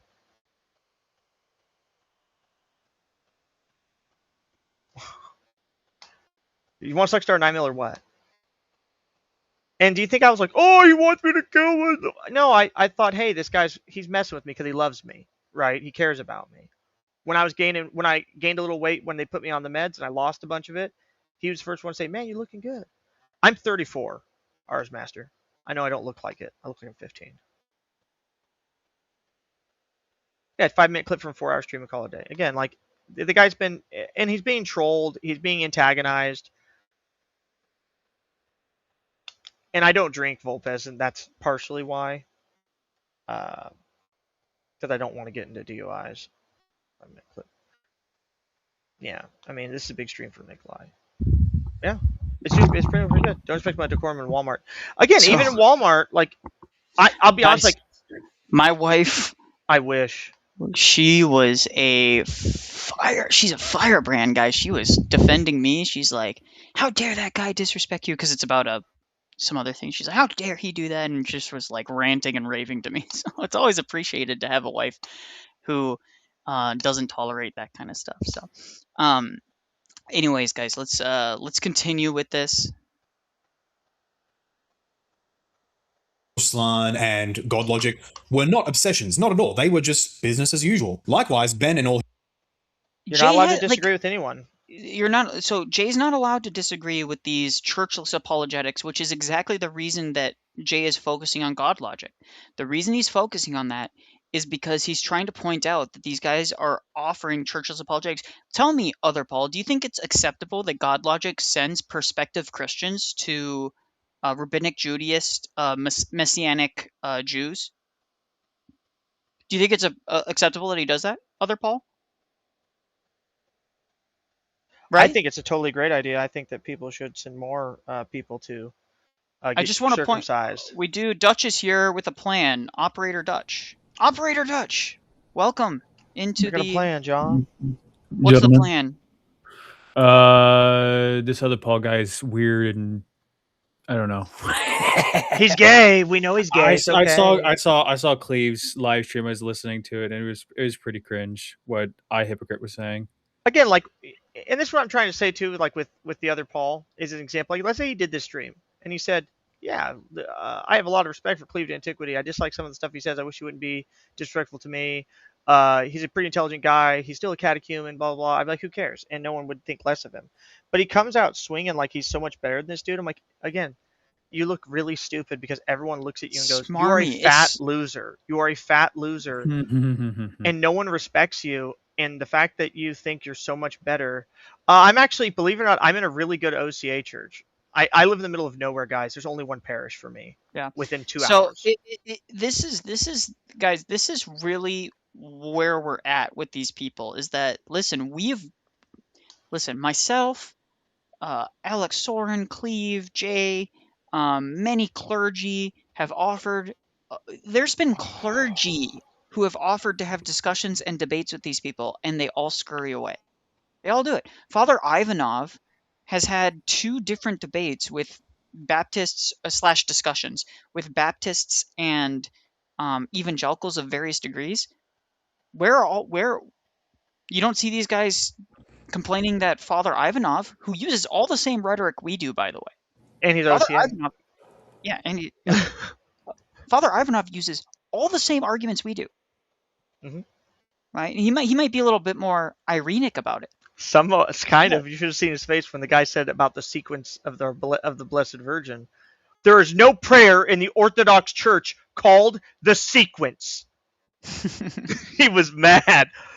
I will say, to respond to this too, is I'll say my OCA church, when I visit, I call my priest and he tells me what church I should go to based on where I'm working at the time. And he always sends me to Rocor. At one point he said, "Oh, there's an OCA church, but that's Greek. You don't want to go to that one." What's wrong with the Greek? I go to OCA. I'm OCA too. I'm old calendar OCAs. Russian OCA. Okay, I'm old calendar OCA. I'm not a schismatic though. There's 2 different types of OCAs. There are the based Russian OCAs, and then there's the Greeks. Yeah, and there's still good Greeks too. There's still good Greeks, but he recommends against it. Is normally what he'll tell me. I've noticed with some of the Greeks over here, they'll just come in for communion and then they'll leave. I'm like, bro, like you're not gonna come for orthros, like, or even just stay for the beginning of divine liturgy. Dude, I went to a Greek church when I was in Florida. I went to. I don't stand. I stand behind the pews when I'm there. Yeah. There were pews, and I actually stood behind the pews, and I had this lady come up to me. She says, "Are you going to sit down?" I'm like, "No, I'm going to stand." She's like, "Well, why are you standing?" I'm like, "Because that's what we do in the Orthodox Church. We stand." And she just looked offended, and I'm like, and then I said, like, I noticed she probably took it the wrong way. I said, "Listen, I go to a tradition where we don't do pews, and so it makes me uncomfortable." She said, "Oh, okay," and then she walked away. But the point is, by the way, one way to slowly weed pews out of your church is just like say, we're running out of space, Father. Can we just remove every other one so there's standing room in between the pews? And then eventually it's going to get too full again. And it's like, Father, we need to remove another row to fit even more people. Hey, Father, why don't we just push the remaining pews to the edges of the church so people that need to sit down can sit down?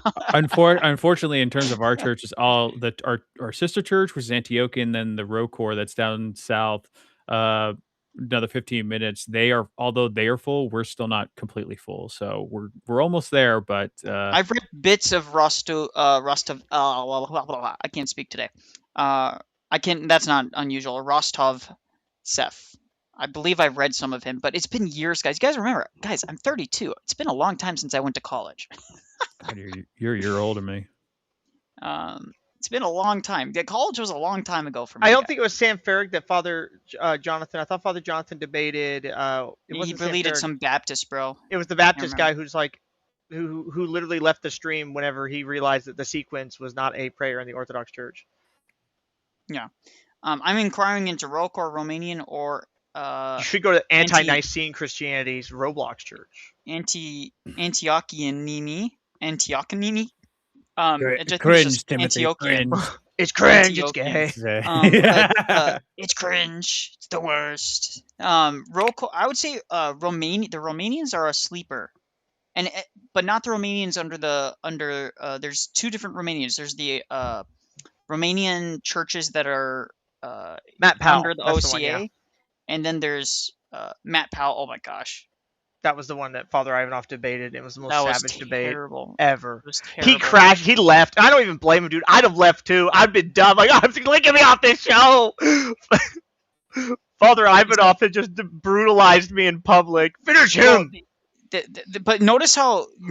I just want to point this out. Notice how the other Paul and all these other guys don't have a single word to say about that, because they know that they got embarrassed. Their side got embarrassed. Bad. Now let's continue on with this. Well, his friends' daily attacks on Protestantism and more recently Oriental. Yeah, we're attacking Protestantism. We're not labeling all Protestants as Diorites or other Paulites or other things like that. They're too cringe, dude. No. Orthodoxy are not obsessions at all, just simple apologetics. But yes, if a dirty prot dares to name his group and to criticize them, then that's an obsession. Orthobros. Yes, when you're labeling Orthodox people who are simply defending the Orthodox faith, which, by the way, Jay Dyer did not invent most of the arguments he makes. Nope. Jay is simply and he'll tell you that. And Jay is simply restating a lot of the core argumentation that you can find in the Church Fathers, and these are the Orthodox synods, canons, etc. Well, so Jay's which just Church really Father? Good. Jay's just really good at emphasizing these things. It's ridiculous. So which Church Father was the one who said, "You do not have a church. You are not in a church. You are in a cult. You're a goblin, a demon, a boomer tard." Yeah, exactly. I was gonna say this. A lot of these Protestants, they feel like if you call call them out on their heresies and stuff like that, I think it's just because, and you find this with like LGBTQ people, it's like, oh, if you criticize them, you're attacking my image, you're attacking me, and it's like, bro, no, we're attacking what. I don't know. It's just like of an. I don't view that as an inseparable portion, a part of your identity, like you do. Is what you're. Yeah. Exactly. Yeah. See, what these guys are doing though is they're not saying I'm not attacking Orthodoxy. I'm just attacking these mean Orthobros. Okay, name me, and this is what I always want. This is what you always ask them whenever they bring this up, guys. What is the specific doctrine, belief structure, or something that makes Orthobros distinct from every other Orthodox? You won't find it, because all Orthobros are doing are defending basic Orthodox apologetics. And name me the clergy who are coming out, and we're not just talking about like obscure clergy in the middle of nowhere. I heard this one Orthodox priest say he's not a big fan of schismatics are mad. I've heard there's this one Orthodox priest that's like, he doesn't like the online space. Okay, but that's not really saying much. He's a boomer. Congratulations. I don't want to be mean. I don't want to be mean, but they're old. Half these guys, they don't like the internet. So, wow. But name me the Orthodox priest that is active in the online sphere that is coming out and condemning the Ortho Bros. Father Ron, you don't see him going around saying, it's a big problem. You don't see Father Stephen DeYoung do it. You don't see not even Father Damnick does it anymore. He used to. Father Tom Soroka doesn't. Father Peter Heers doesn't. Father Josiah Trenum doesn't really do it. Like the list goes on and on and on. These guys are just out. Like these people have created a group in their head and then labeled it, and it's what they use to try and discount all of Orthodoxy. So notice, it's not just a critique of the Orthobros or the Diorites, quote unquote. It's a critique of the entire system. And so they get to label Orthobro, but really what they mean is Orthodoxy, right? Yes. But they get to cut down Orthodoxy as just that. Yes. It's a it's literally it's not a straw man, because a straw man that's not exactly what a straw man is, but it's like a not sure what fallacy that would be, honestly. It's like a Mont and Bailey style thing where it's kind of like a Mont and Bailey in reverse, where they're attacking a weaker position, or what they set up they set up like a weaker position. That's where a straw man is. No, but no, a straw man is where you take your opponent's argument and make it weaker. He's literally But well, it's not even that. creating a weaker thing and then labeling the whole as that. So it's, I guess it would be something That different. is a straw Maybe it man. is. No, that's straw man. Because I the don't straw know man if is you built a straw man, which isn't their actual argument, so you can beat on it. Like, that's a straw man. I know what you But mean. Like, I can don't see think why that's what you're not. What he's doing is poisoning the well. He's saying It's a mixture of the two. It's like he's like combining these two things into one almost. He says, "Oh, you see, guys, don't be mad at Orthodox people. I don't mean them. I mean the Ortho Bros. What do you mean, Ortho Bro? Answer the question.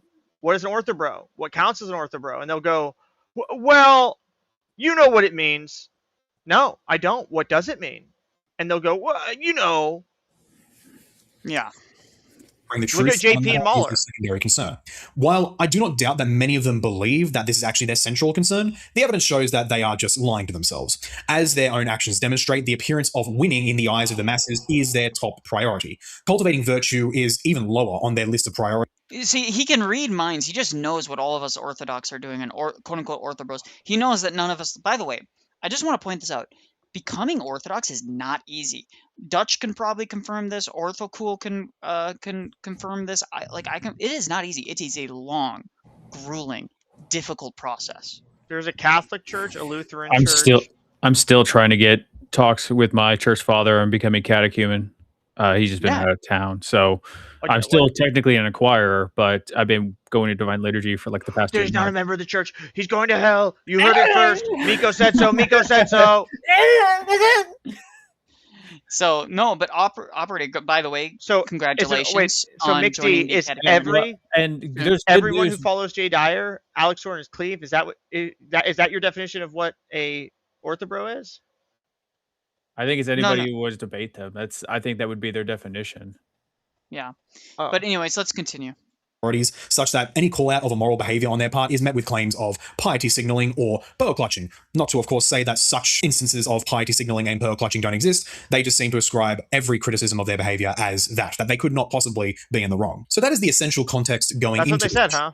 And now we will turn our eyes to Ben and his many mistakes. But as a heads up, I want to note that I will almost exclusively be responding to Cleave to Antiquity's claims. In his first and second response video, he respectively had Ben, Luigi, Michael, and Ubi Petrus on as guests, and they made their own arguments. Except where Ben echoes the same points, I will be overlooking almost all of these. So let me ignore all the arguments that are backed up by other Orthodox Christians, and instead let me attack specifically only Cleave's arguments, as if Cleave, because what's he doing is he's setting up Cleave. I'm not saying Cleave's arguments are bad, but he's setting Cleave up as the standard for what makes an Orthodox person an Orthodox, right? He's saying this is the best the Orthodox can offer. It's like, well, what? Deconstructing an orthobro. It's just insane. Almost, you'll see later on, and dedicating another response to them in the future. I've done videos on ecclesial anxiety. I know they mock that and say, "Oh, who cares?" But no, it does matter, because if you're setting up, say that. Yeah, we do say that. Who cares? I'm saying that now. Who cares? Anxiety being a barometer for truth. Well, he has moral anxiety. Is he being moral? It's like, well, these are the rules. Yeah. Most of the objections on this point in the video came from Ubi Petrus. Well, I thought you just said you were going to focus on Cleave to Antiquity's arguments literally 2 seconds ago. And they were markedly more well thought out, even though still wrong. But again, he's afraid of Ubi. He's not even going to say something bad about him. So Ubi's arguments are still wrong, but I'm not going to proceed to actually explain how they're wrong. Well, there's actually a simple reason. It's because Ben spanked him in public one time, and it hurt his feelings. Yeah. Well, we have Volpez in the chat too. Welcome, Volpez. What? Do you have any thoughts right off the bat? Oh yeah. What's up? So I don't know if you guys have seen this too. So in the other Paul's tradition, he's an Anglican. Yes. Anglicanism kind of smashes together, simultaneously accepting low church, kind of Baptist Christianity and kind of high church tradition, and they try to synthesize the two.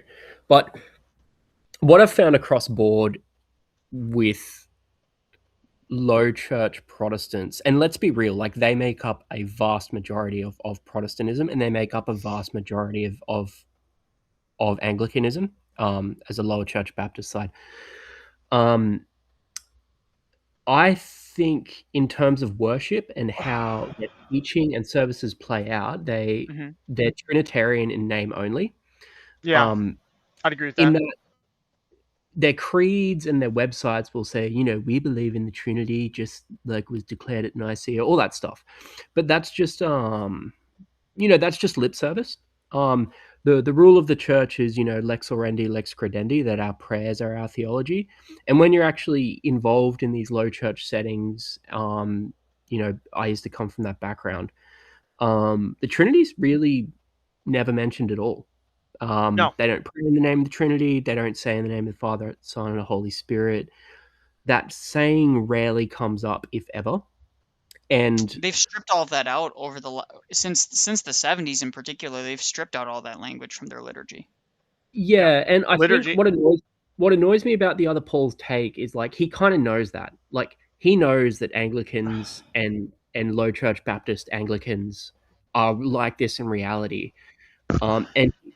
And he's just pretending like it isn't the case. And that annoys me because it just tells me, it's like, come on, man, like you're not really grappling with how things actually are and how your tradition is actually playing out in the world. Similar to Roman Catholics pretending that they're still in the late medieval papacy, and not in the Lavender Mafia church that it is currently. Yeah, ain't that the truth? It annoys the absolute crap out of me, to be honest. That's a Mott and Bailey, right?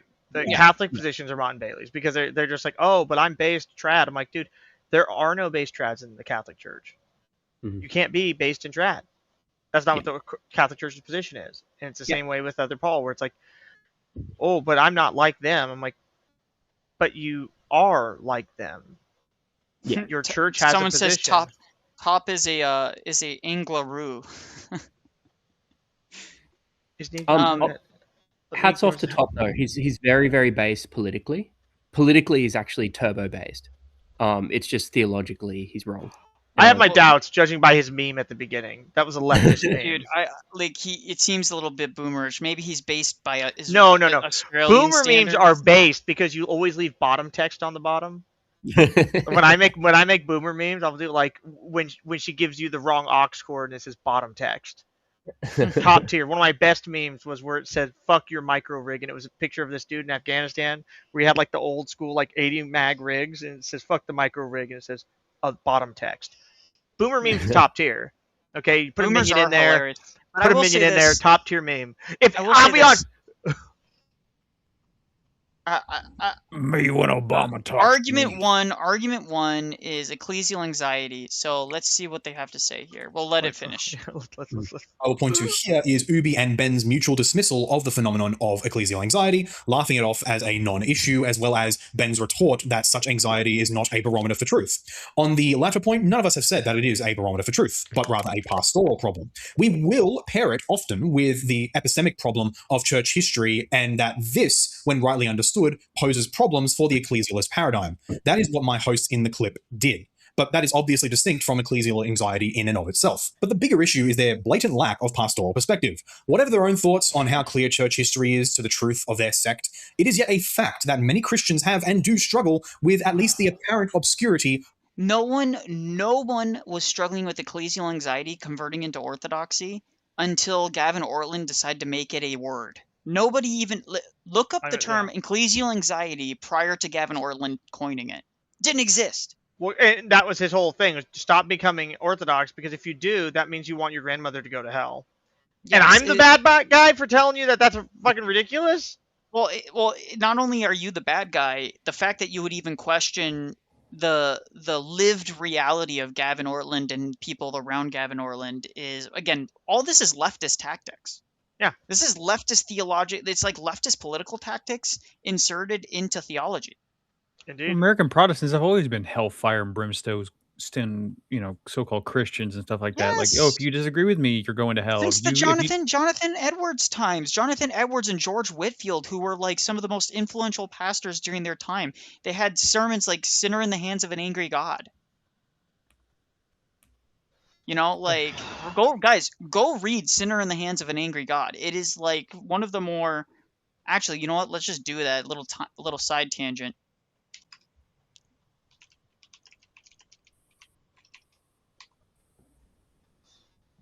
The other Paul dude is the worst. He's the worst. He's up there like he's now tied. I cannot think of like a worse. Joe MacArthur should have nuked Australia instead of Hiroshima and Nagasaki. He should have nuked North Korea. Actually, that part's true, or the Chinese specifically. That's correct. Okay, so right here, Christian nationalist policies. More Christian, probably the TOP is only a pastor to hamburgers. Dude, he'd have to stop eating them long enough to pastor them. Church history is problematic because it disagrees with me. Indeed. Can you speed it up? Probably not. We have already sped it up. It's already Anglicanism is based in. You're just jealous. I know you're trolling.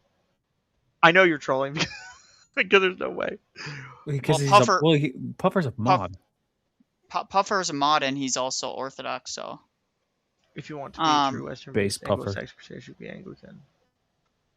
It's no coincidence that it's anti-traditional theological sects spills over into having politicals. It's not just that. Like, here's the thing: they're not traditional. I would disagree with that argument. The other Pauls being kind of based politically doesn't really matter to me because it's all for show. When you have bad theology, you have stupid ideas like what was his face? Who's that crazy Calvinist guy who's trying to say he's the true Christian nationalist who said he would arrest all Orthodox Christians and have them thrown in gulags? Oh, that's Corey Mahler. He's an idiot. No. Corey Mahler was Doug Wilson. He said if you were processing with a cross, that he would immediately have you arrested in his Christian America. So right here, Jonathan Edwards, the reason why there are not fallen already and do not fall now is only because God's appointed time has not come. For it is said that when that time, due time or appointed time comes, their foot shall slide. They shall be left to fall as they are inclined by their own weight. God will not hold them up in these slippery places any longer, but they'll let them go, and then at that instant they shall fall into destruction as he that stands upon a slippery declining ground. On the edge of a pit, he cannot stand alone. When he is let go, he immediately fall and is lost. So basically, he's just affirming that God's decree is the only thing that keeps people from falling into the pit of hell. The bow of God's wrath is bent, and the arrow made ready on the string, and justice bends the arrow at your heart and strains the bow. It is nothing but mere pleasure of God, that of an angry God, without any promise or obligation at all, that keeps the arrow one moment from being drunk with your blood. This is the kind of stuff that formed the American ethos and conscience. Ecclesial anxiety much?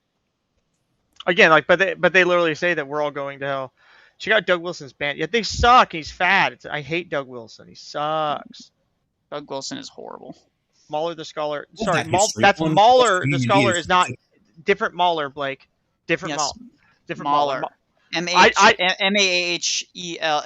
something like that. Corey Mahler is the guy who said all Orthodox should be killed. The inner pressure of believing that they must find such an institution.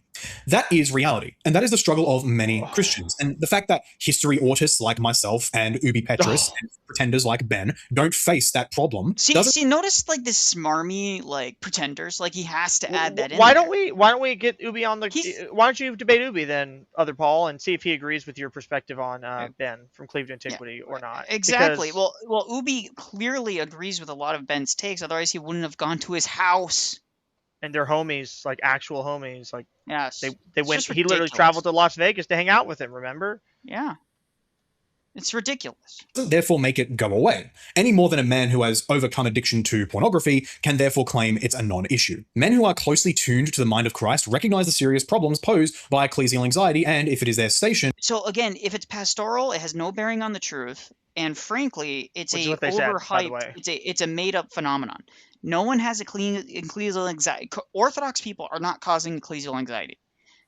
Father Stephen DeYoung has even debunked this by saying, listen, even the most ardent, well-meaning, good faith Dutch Reformed Baptist has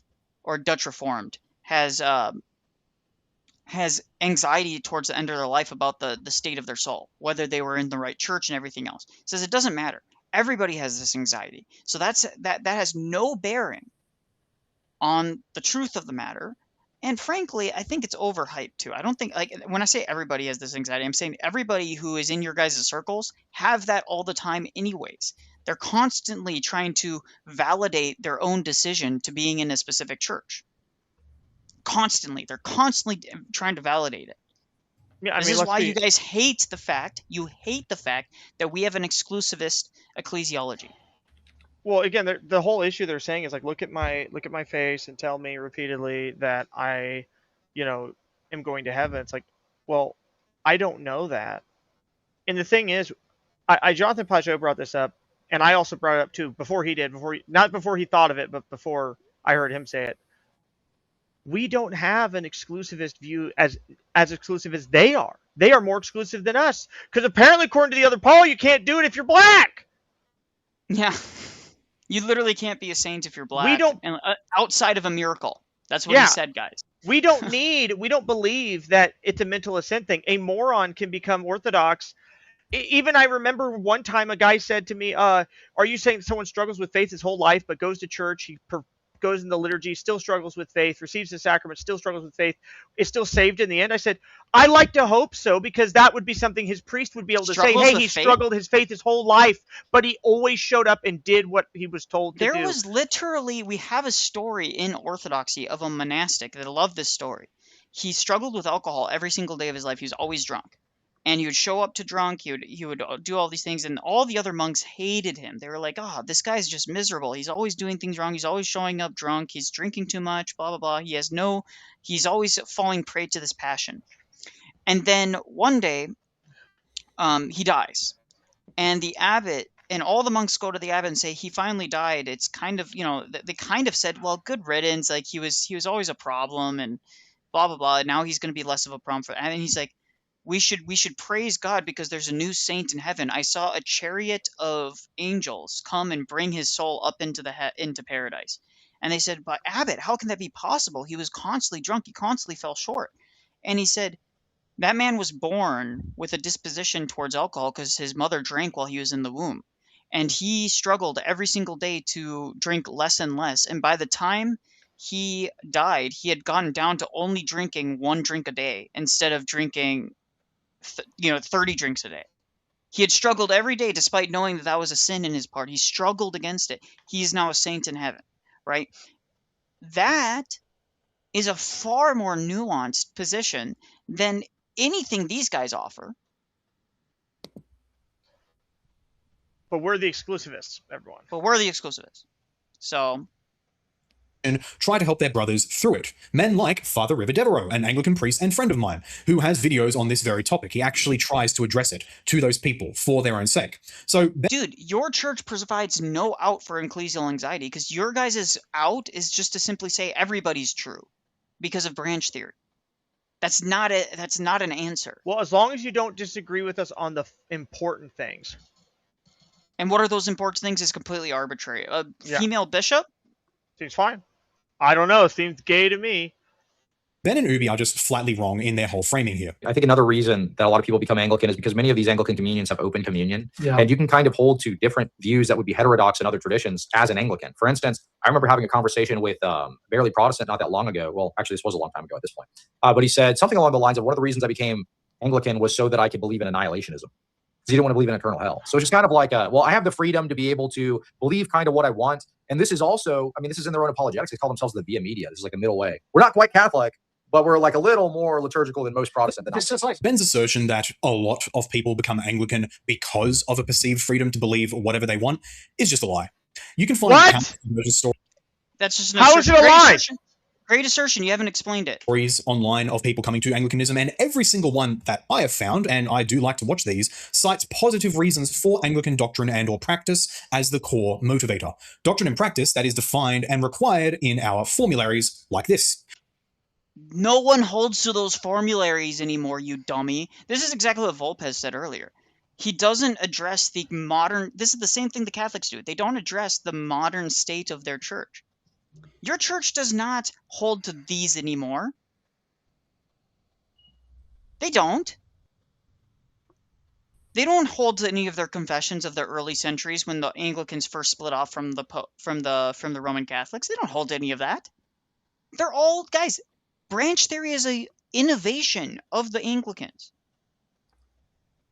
The Anglicans used to kill Baptists and Puritans and others. Mhm. Called them heretics, damnable to hell. They don't do that anymore. I do want to respond to Ada Lovelace. I generally am just intrigued by the religious debate as a phenomenon. It is like atheists from 15 years ago on here. It seems pointless. Two creeds will ever concede, no matter what. That's not true. The reality is that that's how Christianity spread. People think it spread by a bunch of angry people stabbing them. No.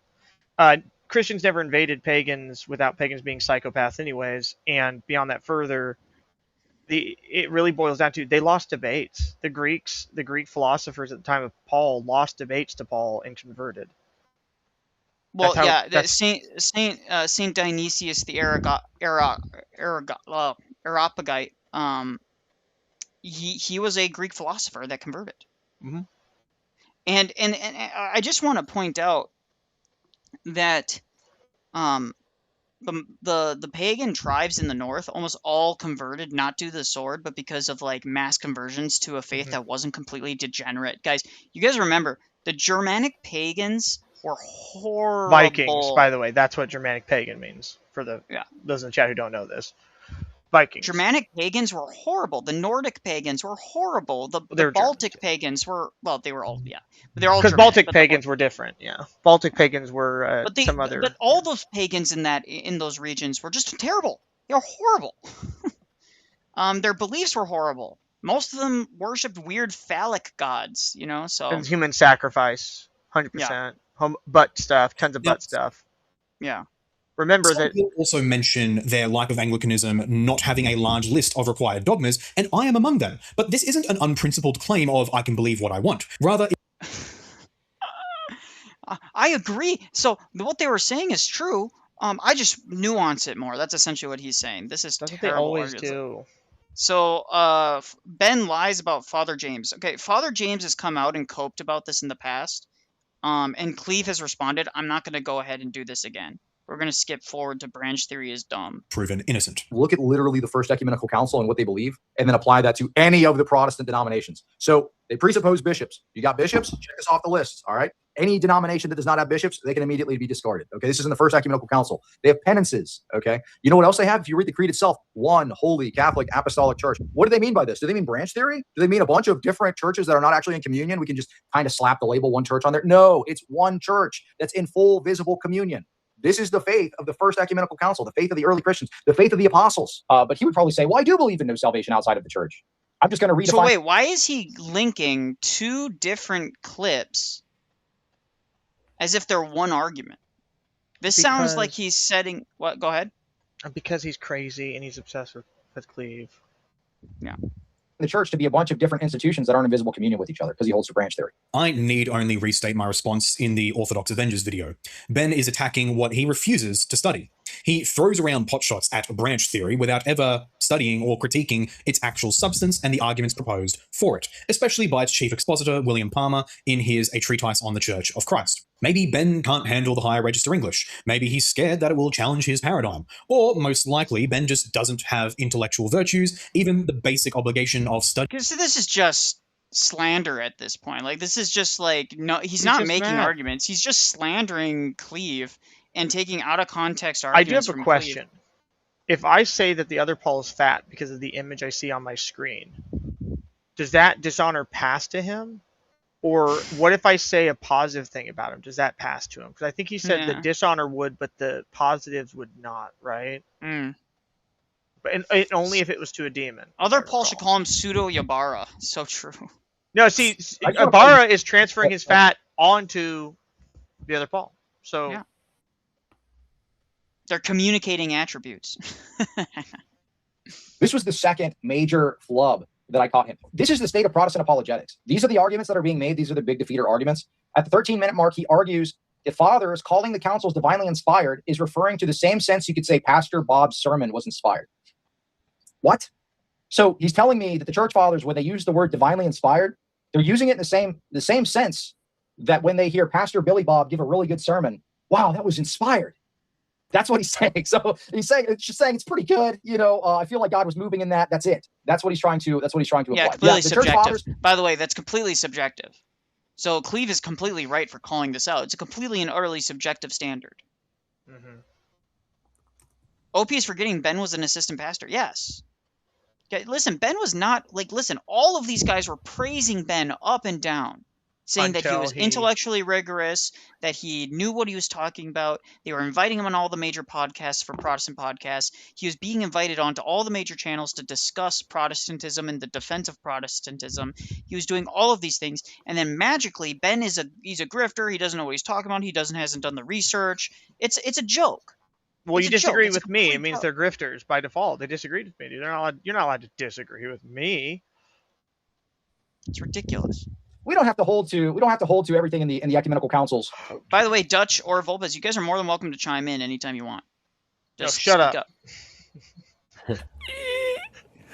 Volpez just freaks out. I mean, do you guys think that this is so far? I mean, it's basically substanceless. It's just him going, he's not that smart, and he hasn't done the studies. Like, if you actually read this document that no one holds to in the Anglican Church nowadays, that is where the baseline for branch theory comes from.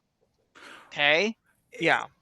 It's difficult for me because, granted, I'm still very new to all this, so the only thing I've come across with Anglicans is reading Timothy Ware's book, and for what I've grasped, we've always had kind relations with the Anglicans, but I don't know. They almost came into communion, but they refused to give up female priests specifically. Yeah, that was yeah. And there's a couple other issues too. That was the big hang up where they're like, no, we're not going to give that. And the Orthodox Church is like, sorry, it ain't going to happen then. And then I brought this up with one of my friends who's baptized, and he told me to read what was it? It was by Metropolitan someone Alfeyev, I think his name was. Hilarion. Yes. But I guess real quick question. Apparently that guy got arrested or something like that. So I don't know if it's still something I should. No, Metropolitan Hilarion. 90% of the things that are being said about him have been investigated and found to be lacking any evidence. Okay. So that's the first thing. He was arrested mostly because of NATO nonsense. They're trying to label him as a subversive, person. That's the first thing. The second thing is none of his books have been taken off of the shelves in the Russian Orthodox Church as informative, right? That's the second thing. The third thing is that he was approved to go be a bishop over another diocese after the investigation was finished. So clearly they didn't find anything of substance of the accusations of him being in a homo relationship, which he was not. Okay. Which he, by the way, I just want to emphasize, he absolutely 100% repudiated from the very beginning and said it was a false accusation. It was not true at all. So... Okay. Tim, bro, I don't know what I said when you responded to that, Blake, so you'll have to remind me in the chat. But I was going to say, someone brought up the fact that paganism is about, deception. Yes, people don't grasp how evil paganism was as a whole. The misconception about paganism today is it's like, oh, you worshipped a bunch of gods. No, you begged a bunch of gods not to kill you all the time. That's all you did. You're like, I really hope Poseidon doesn't drown me. And if you can find the time to just give us a little bit of rain, that'd be nice too. But in order to get the rain, we have to sacrifice 30 of our firstborn children. Yeah, it was not a good and this is where you have these issues where people bring up the Massacre of the Saxons by Charlemagne, which, by the way, Charlemagne was German, so he was Saxon, right? And people bring this up all the time, and I'm like, bro, they're pagans. I don't know how to explain this to you guys. I mean, that scene in the last Thor movie. I know. I hate to be like Marvel, but that whole scene where the dude's talking to the god. That's basically what paganism was. Oh, I never watched that movie. I know what you're talking about. It was the one where he's begging, we've worshipped you. He's like, yeah, you're supposed to do that, you idiot. To be fair, Cleve is less familiar with the minutiae of EO, so at present, I'd say he's more effective Protestant apologist, but he'll get there. There's some truth to that.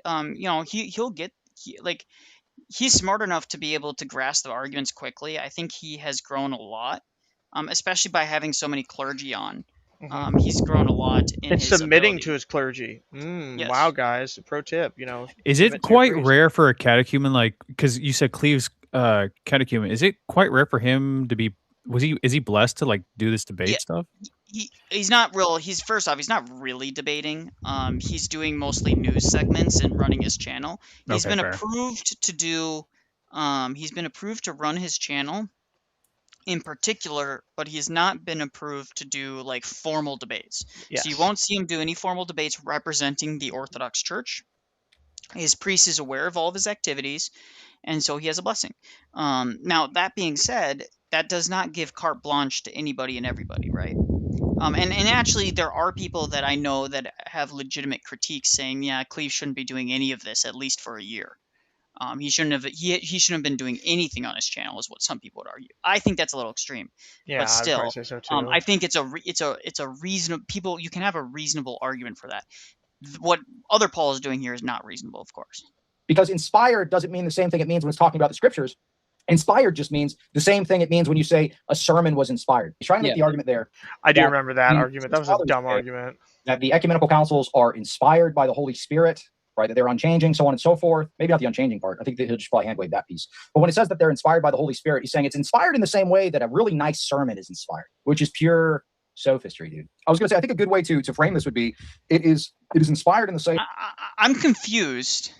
Why is he repeating this on his video? way that say scriptures are documents require interpretation by the living body of the church and application by the living body of the church.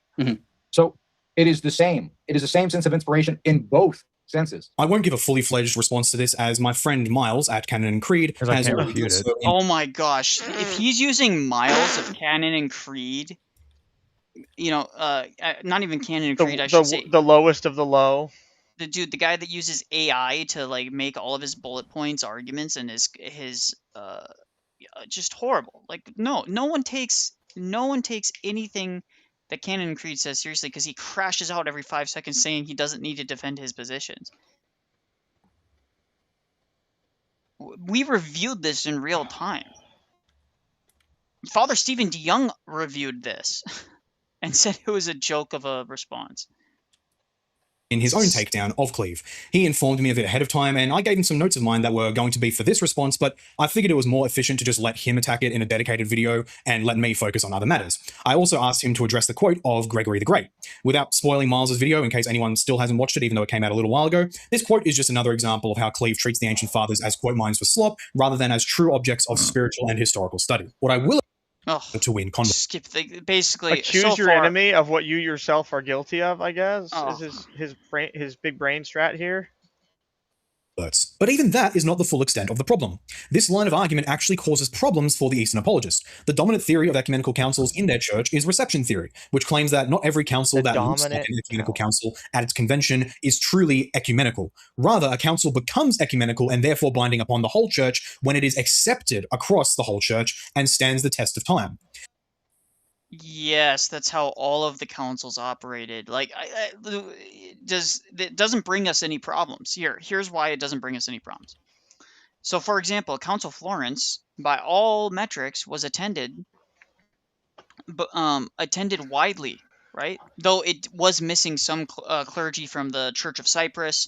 It was missing clergy from the Church of Georgia, which was autocephalous at the time, and so was Cyprus. The Church of Orchid, I think, also didn't have representatives there. So, like, immediately...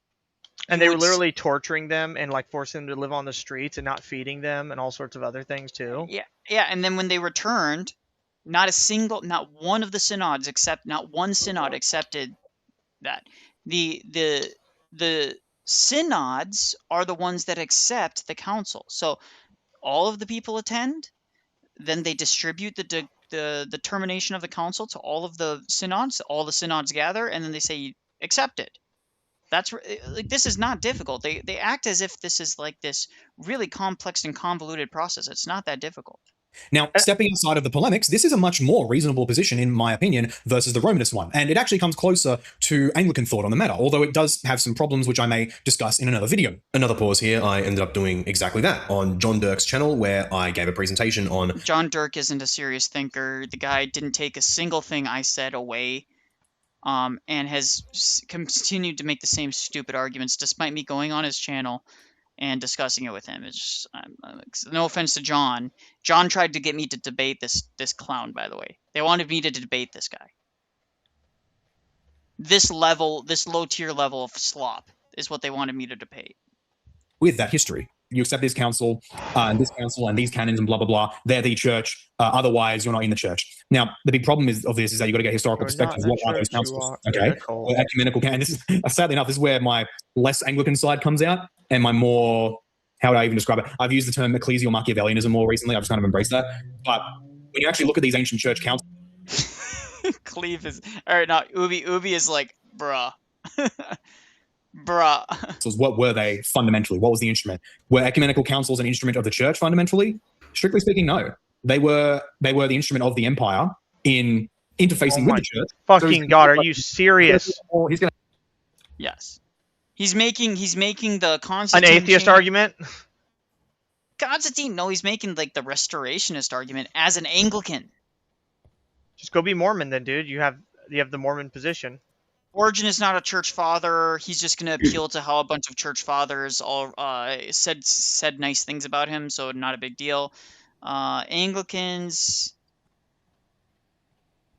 ignore the anathemas. They do. There's no denying this. Orthodox Oriental ecumenism. It's not always the greatest, but we haven't seeded any of our theology, so I'm not exactly sure what that has to do with anything. Like we want people to reunite. Orthodox Church, something Orthobros big mean. So even though we literally have clergy right here and right here, how is that against the orthodoxy? Guys, I'm just bored of this already. Benzypocracy on the ACNA. Anglicanism was born from schism. That's true. Russian Orthodox, Henry the VIII moment. The critique, I did see this. So we'll address now, this. you might be thinking, wow, that was quite devastating, Paul. Surely Ben will never recover. And you would be right. But back to the atomic bomb analogy, we have only just ended the detonation stage. Now, we arrive at supercriticality and the nuclear chain reaction. A flash. Guys, he's so cringe. This is why I couldn't do it. Like, if I had to go through slop, 2.5 hours of this slop, I think my blood pressure might just shoot up and I'd have an aneurysm and I'd die on stream. I don't get it. Well, he's gonna die of a heart attack on stream, but yeah. Of extreme thermal radiation, prompt ionizing radiation, and a colossal blast wave, which together wipe out every living thing within a 1 kilometer radius. I am completely mentally stable. You can trust me with your unattended fissile material. Okay, I can't do it. What? He's done. What's he talking about? I can't do it. I can't do it. Wait, hold on. What is he badmouthing Russia? No, I mean I saw the clip. I saw the clip. It's going to be about Ivan the Terrible, or it's going to be about the Niconian reforms. Ivan the Terrible was such a great leader. They begged him to come back repeatedly, and he saved the Russian people from the Mongols. They basically, this is his argument, because I've seen it on YouTube, the clip. He basically argues that the Russian church, the emperor, was involved in the going-ons of the Russian church, as if that has any bearing on even if we were to grant the diakonos, they're allowed behind the altar and everything. That's been the way forever. Exactly. For any king and queen, by the way, but for any jurisdiction. But even if we were to accept that, what does the Russian church have to do with the overall Orthodox paradigm, right? So even if the Russian church made errors in certain ways, what does that have to do with Orthodoxy as a whole? It's just stupid. I can't do it anymore. Wait, guys, look at the end of his video. He says there is something interesting there, apparently, about him announcing a debate. Because if he's announcing a debate with Cleve, like, go ahead, dude. Cleve is going to destroy you, and I hope you... Cleve won't do it. Let's see. It's just slop. What is this? What is it with these Protestants and this boomer behavior of them just, oh, you're Orthodox, you're a Russian agent. That's all I get from them. It's the same old argument. Like, shut up. because it's look. So Russia. I try and make a key distinction because people often use Russia and the Soviet Union interchangeably. I always remember 7 out of 13 members of the leadership of the Soviet Union were in no way Russian. They're from Israel, right? So this is not like a Russian. The Soviet Union was not a Russian invention. And the Russians were the ones that suffered under the yoke of the Soviet Union. Like everyone who's like, oh, but I was from Kazakhstan. They were mean to me too. I'm like, yeah, but did they kill 60 million of you and exterminate you all over Ukraine? Oh, right, that was just the Russian Christians. They did that to. What do these Protestants think ROKOR is? It was literally the Russians who were being persecuted, coming over to America and starting their own church. Not just America. Dude, they fled. You had Russians fleeing to China. You had Russians fleeing to Australia. Right. You had Russians fleeing all over the world. I'm just putting it in context of like ROKOR here in America. No, so, yeah, I know. Well, the point is that they don't know what they're talking about. But anyway, even if we were, like, let's see what he has to say on this final video. And I will now finish with a direct address. Ben, I gave genuine constructive criticism in my Orthodox Avengers video. No, you didn't. In the real but tempered. No, you didn't. We all reviewed it. It was horrible. It was horrible. And this video, equally horrible. Hope that you would change course. You have chosen to ignore it and even double down, forcing. I am being forced to what? Nobody cares, dude. You're a child. No one cares about you. Why do we care You're about fucking your nobody.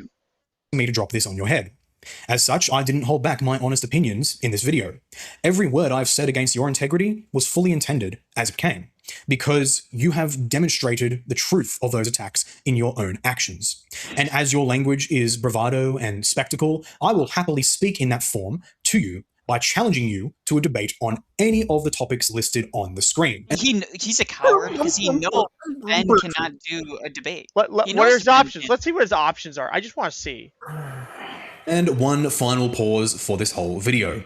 I My hate him friend so much, John I might just Burks talk to of my his priest and see if now they'll let me rebranded do it. channel Reformation Response has managed to score a 2v2 discussion/debate on his channel for later in the year between myself and Sean Luke and Alex Soren and Cleve to Antiquity, specifically over the Protestant dilemma, to which I responded to Cleve, or rather I responded about that. So that is actually happening. This was much more of a, hey, debate me, bro, basically trying to speak his language. Trying to speak his language. See how they always do this? It's such slimy framing. But sure enough, thanks to the mediator John Dirks, that is actually going to happen. So get excited for that. It's going to be quite fun because I have quite a good number of tools up my sleeve, which I was going to disclose earlier in other content, but I think I'm going to delay it and reveal them at that discussion. Go ahead. With all that said, thank you, the viewer, for getting through this.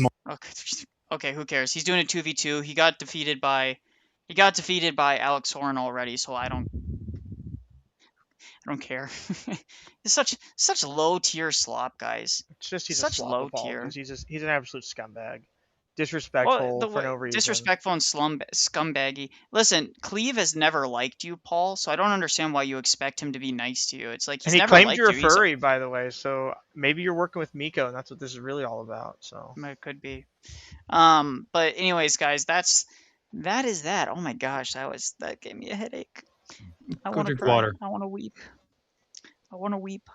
I'll never forget when if I was hydrated, I'd cry. Father Josiah Trinum. One of the first Father Josiah Trinum videos I watched was he's like, I used to be a Presbyterian, and one day I spoke to my spiritual father, and he told me, with tears in his eyes, that one day, within the next 40 years, there would be a woman pastor. I fell to my knees. I began to weep. I'm like, this is unfathomably based. Father Josiah Trinum, the Presbyterian, fell to his knees and wept over having a female pastor, and the other Paul has an Anglican lesbian bishop. Women. Like, Miko does hang out with him, and I'm sure he does, because Miko is not... So, guys, I just want to be clear. This might come out at some point because I'm spurging out on him a little bit. Because they might leak this guy might be a slime ball. But this is verbatim what he said to me. So I'm going to share it because I hate cowards and I hate people like this that talk out of both sides of their mouths. He says, I'm going to be straight up. I find your method of communication annoying and I view you as in a bad light. Okay, I don't care. Who are you? Right? This is like an ortho bro. He's a Latinizer guy. Or at least he hangs out with them. How dare you? That being He is not an ortho bro. I view you in a bad light. That being using the Orthodox faith as a means to make money. I also don't enjoy the constant engagement farming that you do when you slip from relevance. I've never tried to stay in relevance. It's just so stupid. I don't find it productive, but I actually counterproductive to the apologetic front. Okay, I don't care what you think. You're not involved in it, so maybe you don't have a say in it, so to speak. For everyone you may win, it's Holy Spirit, not you, but besides the fact. Okay, well, I get plenty of people that come into my comments that say, thank you, man, for being a source of the reason why it helped me come into the faith. Now, again, everything is the Holy Spirit, so that's just like a stupid argument. You know, glory to God that he uses my stupid ass, dumbass words to bring anybody into the faith. But this is just stupid, so low tier. How many times have you turned away by your conduct? I don't know. That's their own business. It's not my business to try and mind read everybody. Father Stephen Young has drove people away because he's blunt. Right? Again, people have been crashing out. Oh, Tim's mean to communists on the internet. Going forward, I will just have you muted and ignore you so that we don't have to argue pointless arguments. I don't argue with you. This guy I've like maybe responded to a handful of times. We are both prideful people. Speak for yourself, please. The Latinizer is projecting. Silver Ogre already knows. The Latinizer is projecting. Yes. And us arguing nonstop is not conductive for either of our salvations. I don't argue nonstop with this guy. He responds to me. That's what's hilarious, is that I make a comment, they say, that's just not true, Nicholai. By the way, collection basket? Do I? No, someone said they had a collection basket. I'm like, we don't have a collection basket. Guys, I didn't even turn on. See, this is how bad of a grifter I am for Holy Orthodoxy. I need to grift my Holy Orthodoxy more. I didn't even turn. Blake goes, Tim is super pooper meanie weenie. Yeah, it's true. It's true. I just don't care because to me, like, it's about people's souls, and I cannot fathom looking in someone's eyes and saying, "Well, your baby's in hell, dude, because he wasn't baptized." And that's a weird situation to be in too, because the only thing a baby would feel before it passed is pain and suffering. He ends. This is what set me off. I want to apologize for arguing with you. I truly love you as a brother in Christ and hope the best for you. God be with you. Meanwhile, he says at the very beginning, you're using the Orthodox faith as a means to make money. That is the most disgusting thing that you can ever say to one. So I just sent him a voice reply saying, go fuck yourself. Base take. Base. And again, like, I don't, like I said, like, oh, but we're all brothers in Christ, aren't we? I'm like, again, you are telling people that their children burn in hell. Imagine walking up to a woman who's holding her dead baby and saying, hey, by the way, your child's in hell right now. Just want to let you know that. In Hades. And when the final judgment comes, he's going to double hell. What the fuck? And then when your priest says, that's not how it works, you go, oh, my priest is a modernist! So, I mean, no, you're right, but, like, at the end of the day, all of these guys are the same, right? Guys, I have open call-ins. We have 2 people calling in right now, Volpez and Dutch. Anyone could come and talk to me, and we could have a good time just working out any issues that we potentially have. They don't do that. They don't care. They don't care about me as a person. Otherwise, I wouldn't. Listen, guys, I'm not a petty person, so I typically delete these things when they get sent to me. You know how many times I've been sent screenshots of these guys talking about me in their group chats, talking about my wife, my daughter, my family, we're public. Faith. You know how many times they've sent that in their secret Discords and in their group chats? Mm-hmm. Dozens of times. I've heard it. I've heard it all. They've said some of the most disgusting things about me that you will ever hear from somebody. Some of these people have questioned if I'm even Orthodox and that I'm lying about being Orthodox, that I'm grifting money off of people and things of that nature, that I'm lying about the health conditions I had earlier this year, that I'm lying about these different things, that I'm lying about my father-in-law having cancer. That's disgusting. So I have zero patience for these people when they do that kind of stuff, right? Because you're not just insulting me; you're insulting my wife, my family, your daughter, my bishop and priest, who apparently are just completely clueless as to my online activities, even though I send them links to my stuff all the time. Worse yet, they'll say no, they're modernist heretics. Oh yeah, they'll call Father Stephen DeYoung a modernist heretic. They'll say your Where's priest this? is too. I, If you you know say what I my want to priest see? agrees with me. This same Latinizer guy who is like throwing a hissy fit about me and the way that I hold myself online, has he sent similar messages to all the Latinizers who have called Father Ron, Father Stephen DeYoung, Father Peter Heers, and all these other clergy modernist heretics? Of course he hasn't, because he only cares about moralizing to a guy that he disagrees with. Mhm. That's what it comes down to. And So like I said, I just don't have a appreciate filter you for guys. people. I do. I appreciate everybody who chimes into my channel. I just want to make that clear. I appreciate you guys who come in and have a good time. We just relax. We review hilariously stupid things. I am planning on doing a long form video that's almost done. I got the script done pretty much on race and Christianity. It's an updated one from the original one that I did, because the original one that I did was just kind of like ham-fisted. It was kind of me just like monologuing. This one's gonna be much more structured, and I'm looking forward to releasing that. So, I'm really happy that Answering Orthodoxy gave me a post that went viral. well, for Polo, me. hold on, Tim. Polo said I've never asked for money. That's gonna change right now. Hold on 1 second. To be honest, Let me. these days, the money is an How do I egg. even That's do this? true. That's a good idea. How do I even do this? I'm supposed to like. You can set up goals. Give money so we can start our own business church. Yes. Like our Lord and Savior Ruslan said. Yes. How do I build a business? Like I said, I don't know y'all if you'll see my recent. I didn't even make the meme. Okay, these people are so stupid. And I just want to show. Can I share my screen real quick? Yeah, go ahead. I have to show y'all this. So, basically, this turd account. I don't know. Screen share auto capture. Okay. That's true. I need to start AI catfishing as a based Orthodox. Yes. You know what I'm gonna do? I'm gonna have one of those AI like avatars where it changes me into a based Orthodox like Asian Foyd. And I'm hey, honey, do you want to say our evening prayers tonight together?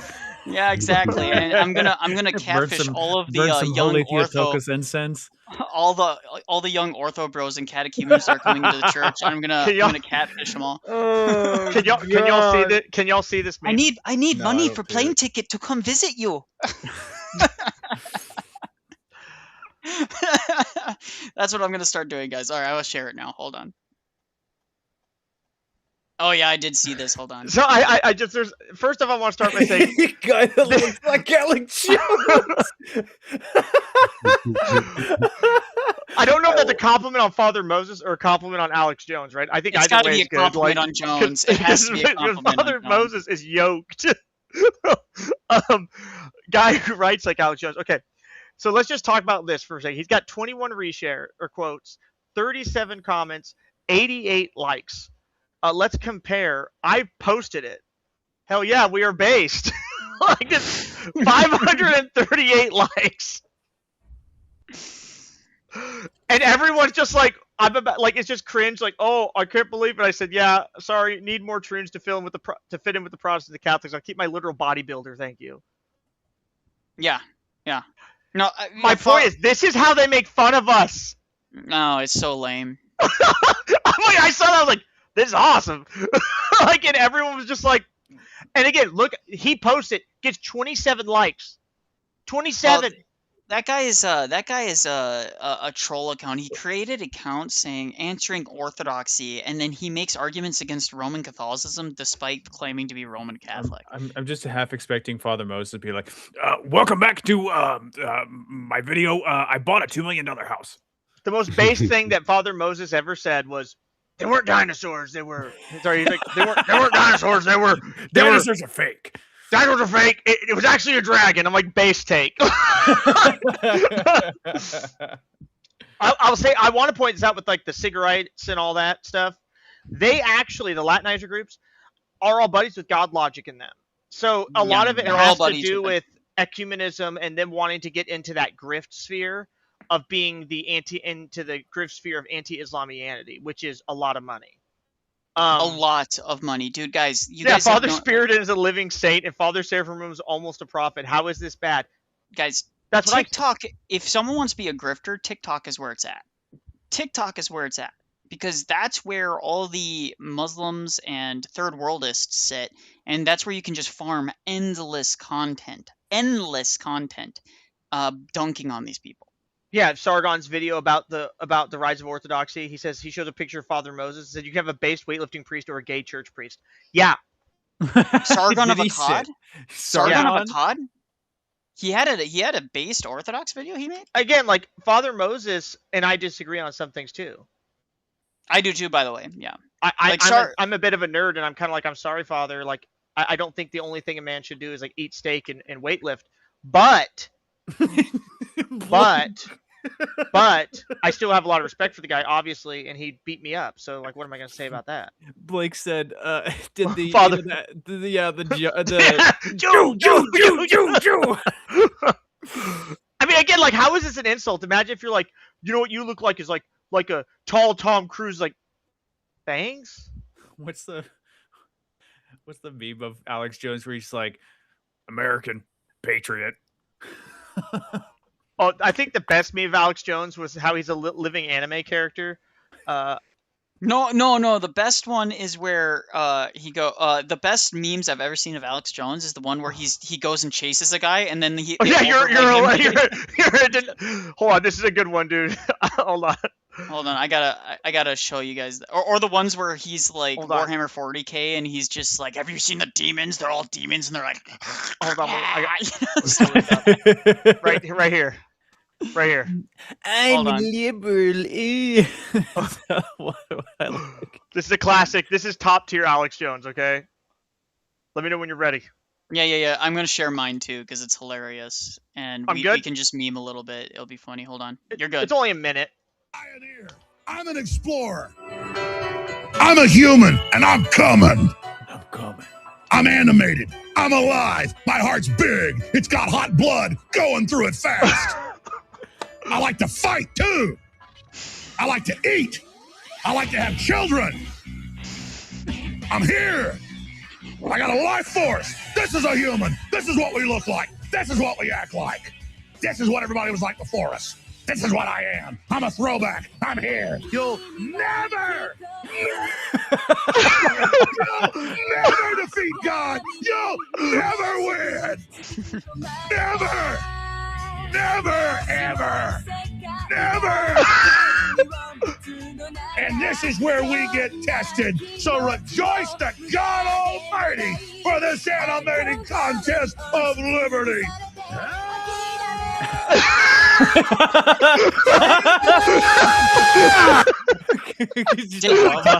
Count Angela is your standard guy that doesn't know a lot about a lot of things, and I think hilarious. He's Orthodox right now. I thought He's going to an Orthodox churches, but he's very ecumenist. But that's just usual people. He's your typical Brit, so you can't. This is one of my favorite things. Well, he did make it clear that the Orthodox position on Mary's way cooler because. Come on over here. Come on over here. It's a Nigerian movie. You're not an intellectual. You're a fake fraud. I actually highly recommend Fearing. I highly recommend Fearing, actually, believe it or not. It's a very good show.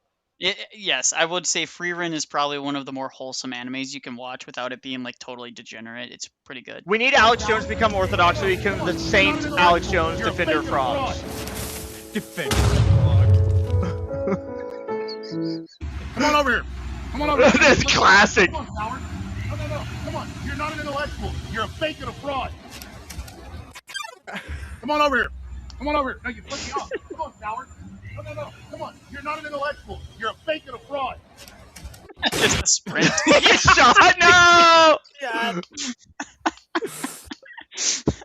Alex Jones is such top tier, guys. This is an own. Alex Jones though. It's like, thank you. Like I don't know what to tell you. Like it's. By the way, me and Kongmin Lee have discussed this at length about Free Run. I gotta mention this for those of you who've watched anime. Free Run is aristocrat. Like if you are one of those people that likes like Free Run and they're like, oh, that's like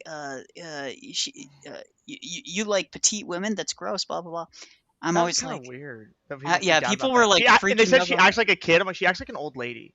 Yeah, she does absolutely. But I pointed this out. I said, listen, this is a little known secret, but her that's actually aristocratic tastes. No, like I said, like that was one of the best episodes where Guys. they're like, if you want to recruit that priest, you got to know. She's like, he's only into hot milfs, and she's like, I got this, guys. I'll have you know I'm somewhat of a milf myself. You're like, what? Yeah, that's funny. But no, like all of that stuff, like yeah, like anime can be totally like most of these hobbies can be completely totally uncontroversial. By the way, there are serious discussions being had. We haven't gone forward 100% yet with them, but there are serious discussions about just merging the D&D groups that might be happening in the Orthodox sphere, because we have a guy that's been doing DMs for like 30 years who wants to potentially do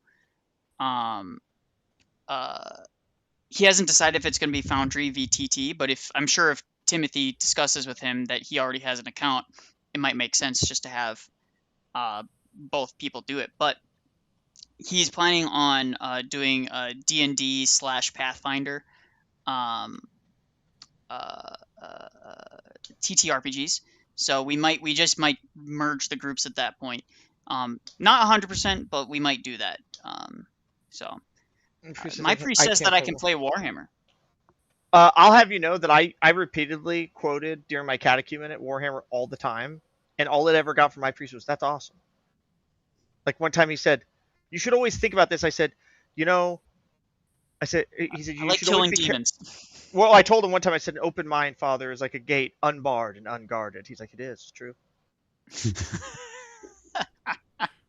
Even a man with nothing can offer his life. Guys, hold on. We have to grift Max. $5 from Mr. Jax. Didn't realize the other Paul was such an ethnophilatist, and the people wonder why black people are leaving mainline Orthodoxy, mainline to Orthodoxy and Pentecostalism. Yes. Well, also, by the way, anybody who argues that sanctity, like, listen, other Paul unironically argued that black people essentially, outside of a miracle, cannot achieve the same level of holiness as a white person. He unironically argued that. Not quite insane behavior. And by the way, anyone coming to the faith on some level can be called a miracle. But let's be real about this. What he really means is that they're too stupid to understand the faith, and because the faith is an intellectual ascent, because it's an intellectual ascent, the only way to achieve more holiness is to ascend in your ability to understand these things more and more. Whereas with Orthodoxy, that's not the case for us. We don't believe that holiness is determined by your ability to comprehend certain axiomatic statements from the faith. No, your ability to become more holy is to conform to the will of God in your life more perfectly. This is why God says to become like children, you know? Actually, that I had an experience on VR chat. There's like a whole group of Orthodoxy on there where we just chill out and hang out and stuff like that. And I literally had 2 young black kids come up to me and like genuinely asked about it. And I told them like, hey, just look up Orthodoxy in America, because, you know, you guys are out of Georgia, I think they were. And I'm like, you know, you guys want to find a church, that's how you go about it. I'm like, I explained to them as much as I could, obviously as an inquirer. I'm like, the things I don't know, go to your local priest and talk to them about it, you know. They're like, well, we don't know about our mom. I'm like, well, see if your mom will take you, you know, because they were like 14 or 15. That's what they sounded like. So I want to respond to Alex in the chat. 90% of parents who are not aware of what Orthodoxy is are going to just say, oh, you want to go to church?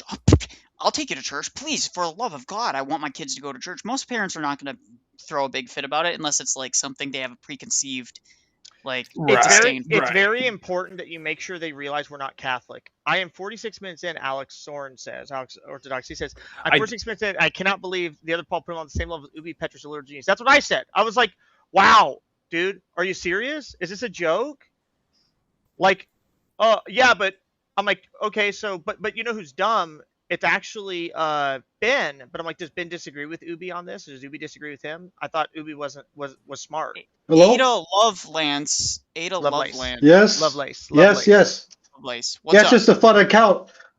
Yes. Hello. So I would like to tell you about 5 years ago, I was familiar with this orthobro thing, right?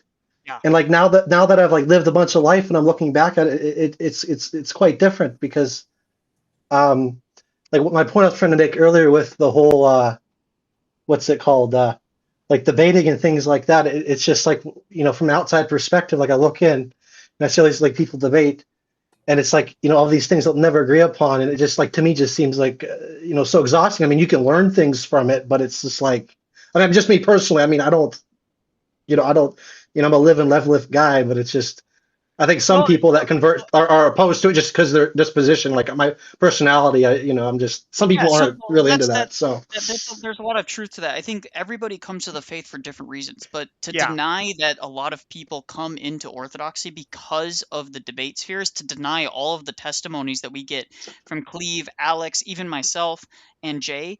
I mean, hundreds. Like, guys, I get probably in the course of a month, I get like maybe 10 to 15 messages from people saying, hey man, thanks for your content. It really helped me come into the church, blah, blah, blah, blah. And I don't do really much debating at all, actually. I just kind of review content and kind of laugh at people. But people like Alex and Cleve, who get hundreds of viewers and hundreds of watchers, and they get fairly good numbers, and Jay, they're getting dozens and dozens and dozens of like, thank you for what you do, blah, blah, blah. Like, people come in for different reasons. And people forget this, that in the Orthodox sphere, or at least I should say, in the American sphere, Americans are used to debate, very used to it. I mean, the Protestants have been debating the Catholics publicly on like public formal debates for a long time. They debated the atheists, the new atheists, all these different groups, right? So I think it's a really important thing to keep in mind that people have different ways in which they approach the faith, and that's fine. But what I dislike is when people are like, "Oh, your like debate is this lesser way of coming to the faith."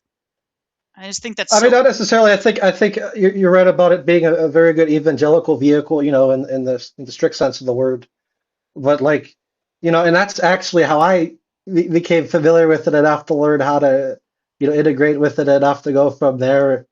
Actually, in 2021, but like at the same time, I mean, first, I think it's important to also just find a niche at your parish, because at least where I'm at, there's a lot of Cradle Orthodox. I know some people, there's a lot of mission parishes, and like the other person that's calling with you, he said that there's 2 hours from any other Orthodox church, which in my area that's inconceivable. They're everywhere.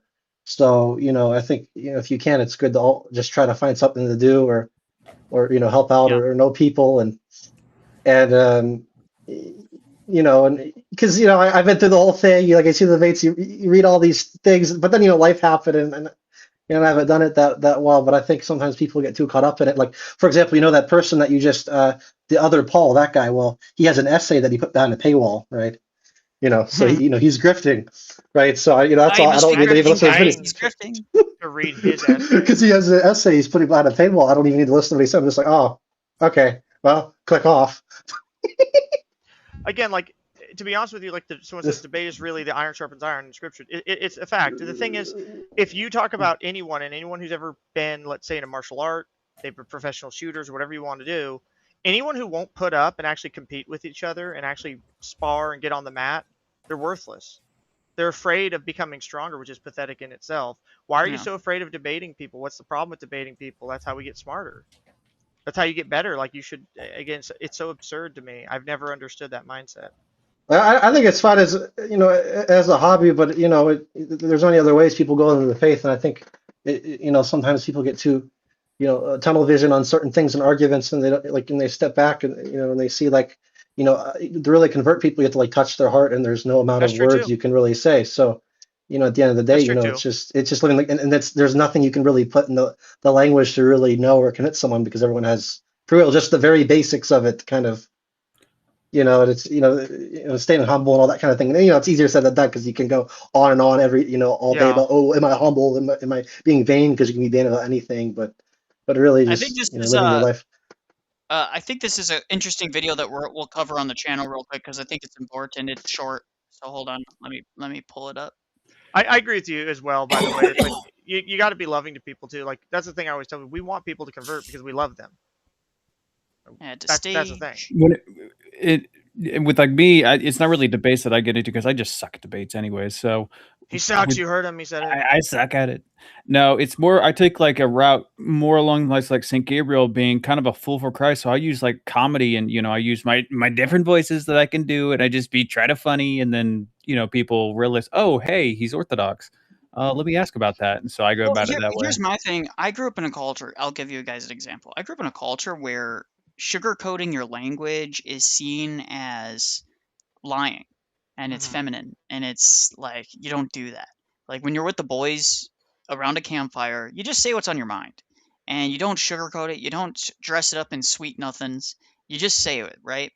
And so that's the kind of culture I grew up with. So when somebody is like, "You're an effing idiot," like, yeah, okay, cool. At least you're honest, right?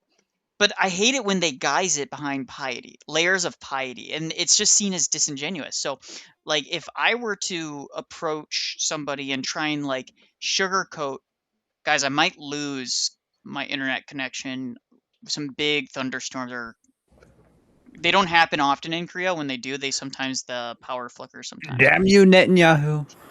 It's all the weather machine. You're controlling the weather. So let's give this a watch real quick because it's 5 minutes, but I think it's really good to see the reality of what's happening in the Orthodox sphere. I think St. Justin needs to be a bigger church because there's a lot of people. I don't use the word home lightly. When you think of home, being a part of this community, being able to pray together as a family, worship God, it truly feels like Base Justin, the best person. One of the best people. One of the for best. everybody. See, he said base. You heard him. Base. Guys, they have I'm sorry. Correction. Cemeteries are detached from churches on the church property. Graveyards are directly attached to the property. They have a graveyard. I don't know if you guys knew that distinction, but that is a distinction. I did not know that. Us, two of the biggest days of our lives happened here in this church, our chrismation and our wedding days. In the year and a half we've been here, we've seen really rapid growth, and we don't want these tight spaces and facilities to deter new members from coming in. So not only do we need the new buildings for our current parish members, but for the future parish members that we want to see here. I have the privilege of being on staff here and working in the office. Every single Sunday we have based head coverings, guys. Lots of head coverings in that church. Lots of head coverings. We love it. We gotta praise the fillets, the ribs. The ribs. We gotta praise the ribs. Remember what JP said? I don't care what an Orthodox mother has to say. I only care about the church fathers. We don't say that here. We don't. No, we love our women here. At least 5 new individuals coming into the church. We truly are here for the community of Jacksonville and those that are in our area. Jacksonville, Florida? I didn't realize there was a church in Jacksonville. About my grandmothers all the time. I don't think they would believe it if they saw it, because they watched churches dwindling 40 years ago, and now we're bursting at the seams. So it's a great problem to have, but it's one that we have to address, and unfortunately it's one that takes a lot of money and a lot of effort and a lot of time. The more we can contribute together, the more we can help each other out. Just get a bunch of young. This is one thing that I don't understand is like, don't hire out a contracting group for things that you don't need to contract out. This is just advice to anybody. There's a lot of Orthodox people who own businesses, even construction businesses and things like that, that you can they'll probably give you a deal where they do it almost at cost kind of a thing. But also anything that you can just get young men to do instead of the construction crew to do that. Even if you pay them, right? Even if you are paying them. Yeah, give a bunch of young guys at your parish minimum wage for a weekend for them to just pound out the framing of a new building or something like that. You know what I mean? Or hey, we're pouring cement this weekend. We need 10 young guys to come and we're just going to do that, right? Bust their butts. Do that. It saves a lot of money, believe it or not. Now, obviously, the more intricate stuff. This is it's in Jacksonville, Florida. Looks like I go back to the top shot. I think that's it. You said Jacksonville, Florida. I just looked it up. Yeah, it's a OCA church. Yeah, that's OCA, it. Okay. Yeah, it's a St. Justin the Martyr Orthodox Church. Bacon cheeseburger church. You can't beat it. It's true. So yeah, let's continue.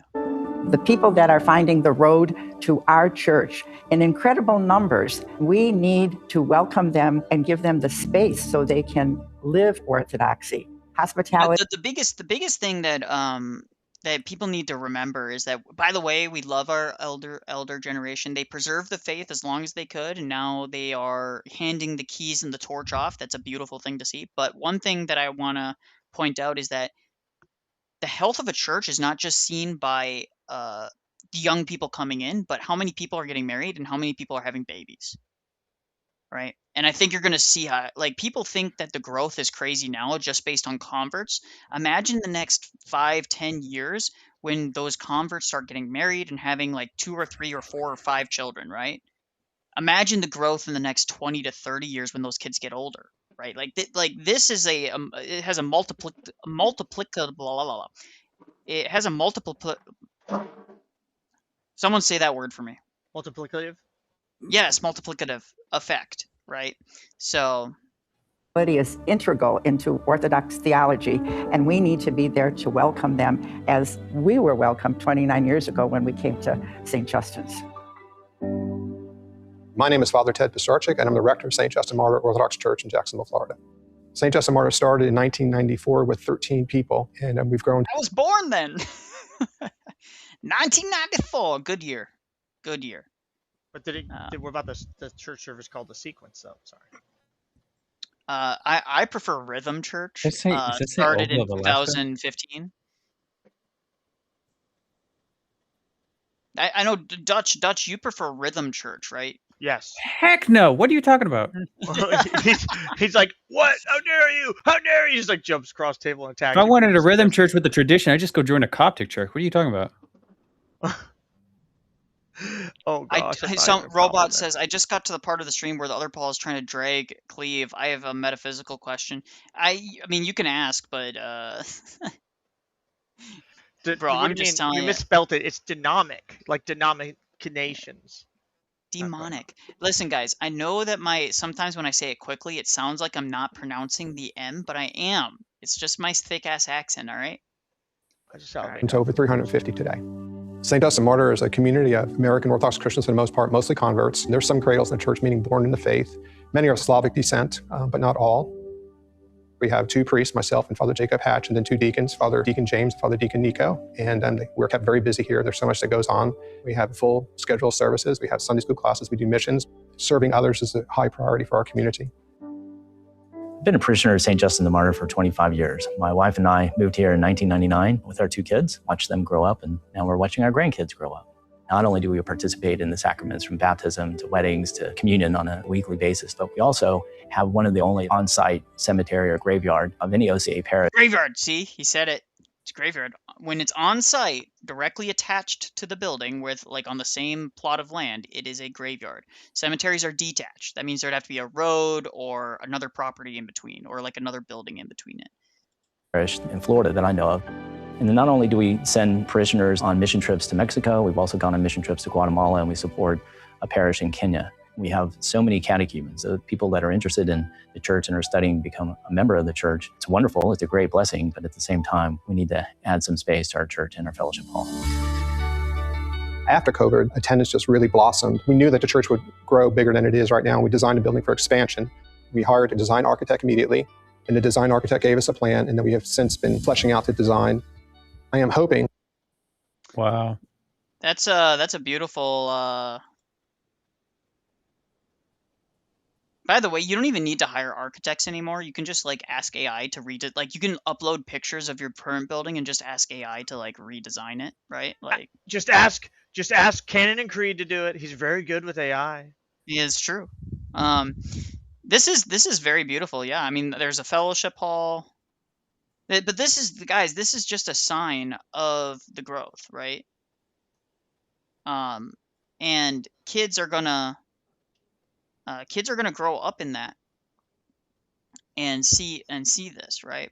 So it's very, very, very important. And I think that is something that is greatly underappreciated, is how fast we're growing.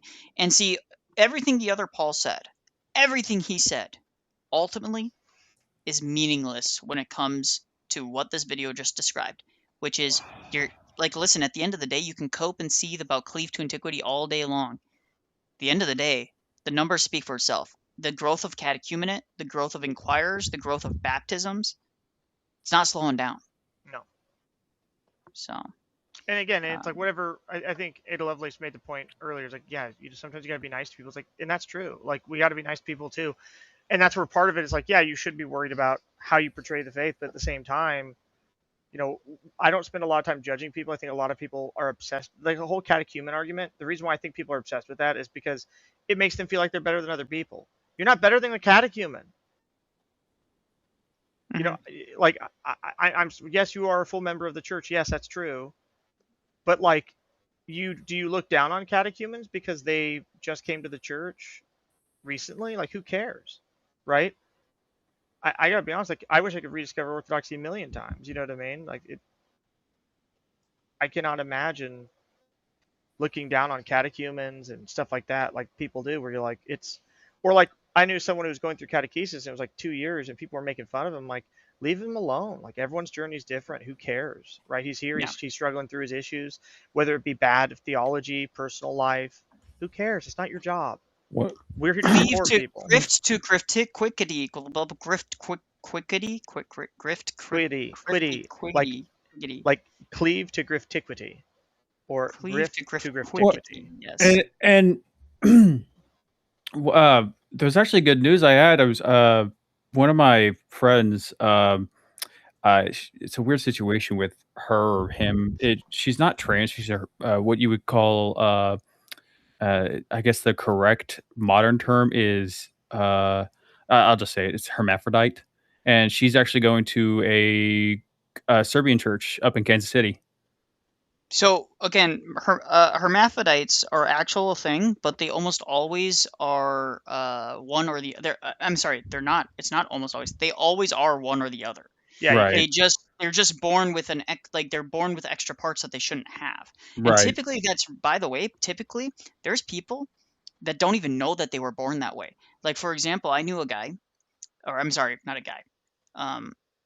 I do knew a guy like this, but I also know a gal like this. I knew a gal that was born with an extra set of parts down below.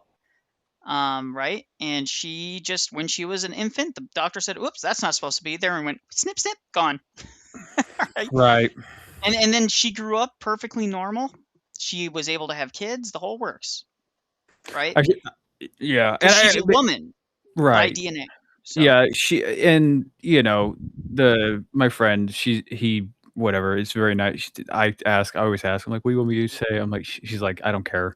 And but I'm definitely happy for her. She's a little bit scared because I guess she has a actual diagnosed mental problem with personality disorder, and so she's a little bit afraid. I go, just go to it and it'll be fine. Don't worry about it. Like, listen, at the end of the day, healing happens by participating in the life of the church and participating in the prayer life and having a proper prayer life. The demons will attack, but that's the important thing. And so I think, again, like the big thing for this person, I'm assuming they're a female in terms of DNA, so we'll just say she, right? I'm assuming she is. I think it's a male actually, but I don't know. It doesn't It doesn't matter. matter. Then it's the church as a hospital for sinners, right? So like anyone can go there. Now that doesn't mean that we're going to affirm people that are delusional, right? So like there's a big difference between a guy born male and then start saying, "Hey, I want to be a female," and they start like doing some sort of weird transitioning stuff. That is not the same thing. And I think that's the important thing to remember. It is the hospital, and it's important to keep that in mind. I did explain that to her. I was like, this is a hospital for your soul, and the priest is the doctor. And that's what the intended use for going into this. Now, they said, I'm just going to one. I'm like, well, we'll see how it goes. I hope you like it. And they're going with a friend who's actually a part of the church. So, Alex, he is in Australia. I cannot confirm if he is in the Diocese of Sydney, but he is in Australia. So it kind of, I don't know if Australia has multiple Anglican dioceses. Anglican diocese in Australia. Alex doesn't have the time to be in our chat for the next 8 hours. He has his own 8-hour stream to do. If he is part of the Anglican Church of Australia, he has to be. There's 5 dioceses. So if he is in, it depends where he's at. There is New South Wales, which includes Sydney. Queensland, which includes Brisbane, West Australia, Tasmania, South Australia, and Victoria. But would he say that they're not like when he says they're not in communion? Is that his branch theory breaking down? Because where does he draw the line? Is it female priests that he draws the line on, or what's the deal here? Because again, like it's nonsense. Because he just makes up reasons. Yeah. They just had a split in Australia. Yeah. Well, again, schism to schism. Shocking. They're breaking up again.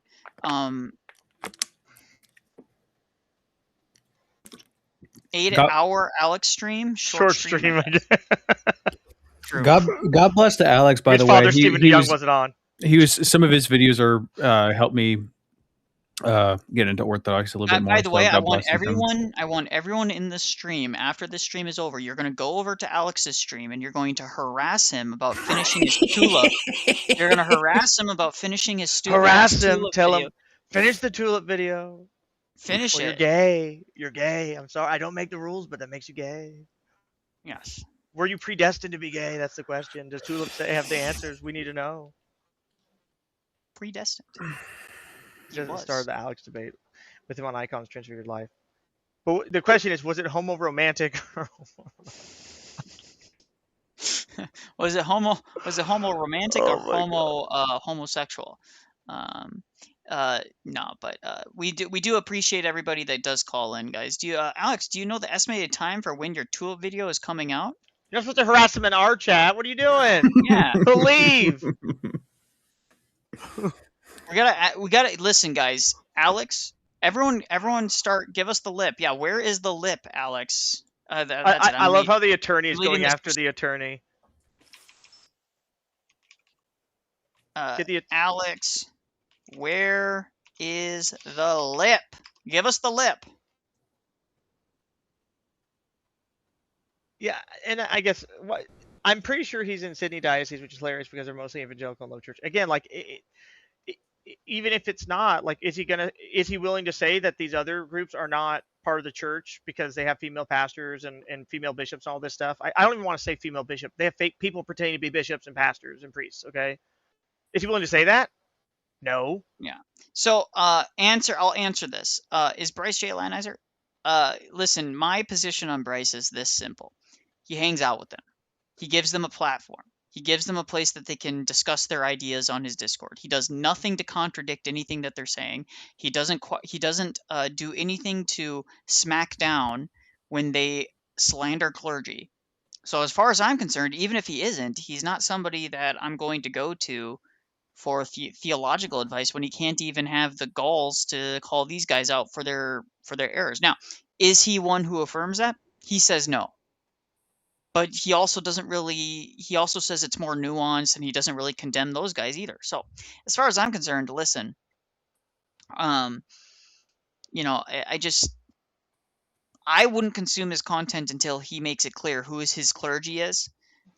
He has permission to continue to engage in this stuff, and that they know the kind of guys that are in his community. So that's my position. Again, and let's be honest too, for the record, for me, bullying the other Paul and JP have been bullying and being rude to people like basically everywhere all over the internet. I mean, JP literally calls Alex a pig all the time, and I'm like, there's a lot about your look that we could make fun of, but we're not gonna do it. We don't do that to you. We don't do that. I do though. JP doing that, man.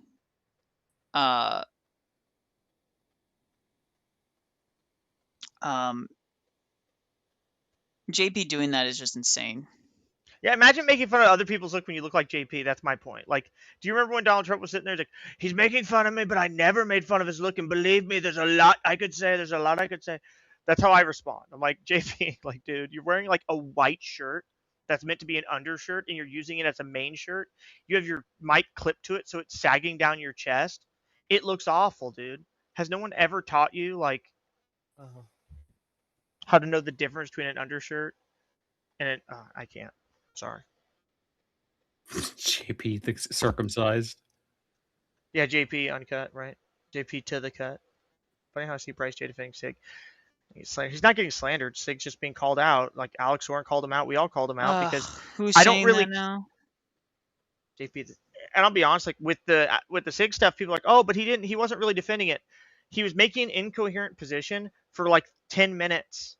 Guys, you know what a steel man requires? Okay, I'm going to put this to bed. You know what? They're all saying that it's a steel man, that Sig was just making a steel man. Okay, a steel man requires We believe a refutation. Where's the refutation of the view? Where does he refute it from the Orthodox position? He doesn't. So he lays out the steel man and then never debunks it? That's not how you do a steel man. So either there's three options here, guys. He's lying, he doesn't know what he's talking about, and sowing confusion, or three, he's really, really bad at doing this and he shouldn't be doing it because he's not good at it. That's what a steel man is, guys. A steel man requires that you debunk the argument. And he didn't do that. We watched the thing. We broke it down piece by piece. And he kept on using very odd language for a steel man. We Orthodox must be, etc., etc. And he only denounced it ad hoc. After he's been getting called out, he goes, of course I don't believe in homoromantic relationships. It's condemned by the church. Well, okay, fine. You said that. I will take your word for it, I guess. But it doesn't really it doesn't put much, I don't have much faith that it's sincere when it took quite a while for you to respond to it and denounce it. And it only got denounced after you were called out for it. Sig has repeatedly made this point. I just want to touch on this to kind of establish why it annoys me. Sig and all the rest of the Latinizers have the same main problem that I have with them, is how they treat clergy and how they talk about clergy. Why it bothers me is because you have catechumens and people are coming into the church who are being told by these people that you don't need to listen to your priest, that they aren't in charge of your souls, don't worry about them, they're all modernist heretics, ignore them, right? Sig would they'll go on to say and make weird qualifications. Well, it's okay to be gay, but not if you're with them, not if you're actively doing it. And I'm going, ask your priest if that's okay. No priest is ever going to tell you that it's okay to live together if you are tempted to have homosexual sex. And by the way, the reason I don't buy his reasoning, one of the reasons I don't buy it is because he made the exact same type of argument and language when he was defending Miko's actions of being a furry. That's what I'm saying, because he makes the same arguments every time, where he says like, oh, but it let's qualify it. I'm like, ask your priest. Ask your priest, should I be participating in furry stuff if it's not sexual? Ask him. Your priest's gonna say no. Like, it's crazy. And have you ever seen a Latinizer, it's like Sig or any of these people, say, ask your priest. Go talk to your priest. Show me one time. It's never happened. Yeah, I mean, I've seen their discussions. I think Father Stephen knows how to balance. See, the thing about Father Stephen is he's very nuanced. He knows when to balance pushing versus shoving, right? He knows how to balance it, because he sees the person that he's discussing with, and that's something that takes a long time to learn how to do. I don't always do that, because my blood pressure rises sometimes too much. Yeah, it's like I said, the whole thing is just a mess, and I'm just it's not hard. Like, you don't see me or Nicholai or anyone else on these channels. They all say the same thing. Alex Orthodox says the same thing. Jay Dyer says the same thing. Go talk to your priest. Go talk to your spiritual father. And also, by the way, we have clergy that come onto our channels and reiterate what we're saying. Yeah. It's not just like us speaking like out of our butts, right? We actually have clergy that come on and say, yep. So that's kind of where I'm at with that stuff. Let's see here. We'll just go over. Sig does that, though. It's like he has private opinion within the group, unironically, and then an opposite public opinion later. He does do He that. admits Yes. that. He admits that. He says, I'm just nicer about my language. That's what he said. And by the way, he said everything that Miko believes, who is one of the most infamous Latinizers, who calls clergy heretics and all these other things. He says, I believe everything. Miko believes what I believe. I taught him. Mm-hmm. That's what he said. He says, I'm just nicer about it. Okay, so at the end of the day, that's my position. So if you guys want to say that, oh, but he retracted it, or he was just steelmanning, it's fine. Okay, even if we grant you everything, why is this 21-year-old going around teaching people? Makes no sense. He's been baptized less than a year, guys, or a little bit over a year. A little bit over a year he's been baptized, and he's going around teaching? Is he out of his mind? and they get angry at Cleve when Cleve is just being kind and offering to give his advice on things like, hey, you're trying to get to the church, you want to go to Orthodoxy, but your wife isn't interested. What do you do?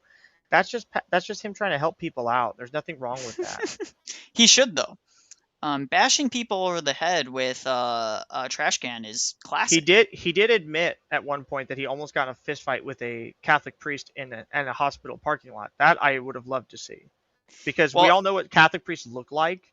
And can you imagine Father Stephen Young coming at you bad? I'm like, he's huge. Yeah, Father. Like I feel like Catholic priests would be just like they wouldn't know what to do with themselves. They're all but, effeminate. Yeah. Alex did a great job asking these guys to debate with their spiritual father or priest there, but they refused. Alex fully debunked them. Yeah, that's all you had to know. The fact that none of these guys were willing to have any of their clergy come on and like back anything that they were saying tells you all that you need to know. Is Bryce J all that invested in what SIG is doing? I have no idea. I don't pay attention to any guys. You guys are asking me the wrong question. I don't pay attention to a single thing that Bryce J does. He is a part of that TikTok crew that debunks Islam, this low tier slop. I'm not interested in it. I think he's bigger than 6'4". I don't. 6 He might feet, and Tucker Carlson's not that short. He looked like a monster next to Tucker No, Carlson. six. Tucker is at least 6'1", I think. 6'4"? I keep flinching. I think he's just a big guy. But I was just gonna say too, like, is Bryce J? No. Even granted that, do you not believe in repentance? Alex did a great job. Yeah, I mean, again, he's like 6'4". So yeah, Father Stephen's just big, he's a big boy. He's a big boy. He's hefty. By the way, I don't even like. I do know, like, I'm assuming so, but Father Stephen has children, right? Coramine is in the chat, so she obviously would know. I mean, being his wife, do you guys have children? Don't worry, the sisters You don't of need battle to are coming. dox Just them. You stand don't by. need to dox them. I'm just curious if he has children. I'm assuming he does, but they're probably all grown. They're actually probably, they're not my age probably, but bro, Tim, do you know that Father Stephen Young, as well as his wife, left alone? You don't know? Oh no, I don't. I thought he's bigger. Coramine is Father Stephen DeYoung's wife. That's the joke. Oh, no kids. Giant Dutch jeans. Don't you come at me with your swamp German nonsense. I ain't hearing that today. Swamp German. You have a silly language. It's made up. Dutch is just all Dutch is that a guy was walking away. He's German and he got hit in the head with a club. The brain injury. And he stood up. And he's like, Utrecht. I'm like, no. They're part of Germany up until the Dutch, the Dutch, and all those people in that area are hilarious, because a German can listen to him and go, I kind of understand what they're saying, and an English person can listen to him and go, I can kind of understand what they're saying, because they speak so weird. Their language is so weird. It's like this weird hybrid. They have a It's few French, yeah, words French. that are literally the exact same in German. I think like one is like interessant or something like that, like interesting or something like that. Well, German, like, for instance, as an example, like when you go to the or like, first off, like, German is a fairly diverse language, even in Germany. Not sure public belief. I like in Eastern Germany, it's different. In Western Germany, it's a lot more French-ish. But the further east you go, the more French it gets. So the Netherlands is very French in relation to like how it stacks up to other forms of German, because it's still German, really. The reality is just like Danish. Remember that Denmark and Sweden both petitioned to be part of the German Empire when it was founded, because they were German, and there was no real question about it. So we're gonna go over this because I think it's important to do. Not really, because the Dutch have their own unique culture. There are tons of Germans who have their own unique culture too, Rafa. Tons. Bavarians, Saxons, Prussians. I could go on and on. Hessians. You go to Germany. It's a whole different ballgame depending on where you're at in Germany. Even the language again is. You know what the Austrians call a train? It's called a bing bing, because it makes a bing bing noise. Yeah. Das Osterreich. I still have family in Das Osterreich, so it's not. Coramine. I'm just imagining someone speaking like the Swedish chef.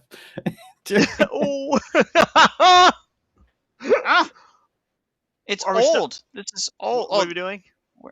I'm trying to find. Ban Rafa from the chat right now. I'm done with it. How dare you, sir? Reunite Germany. This is a new Orthodox church in Korea. It's my family you're talking about.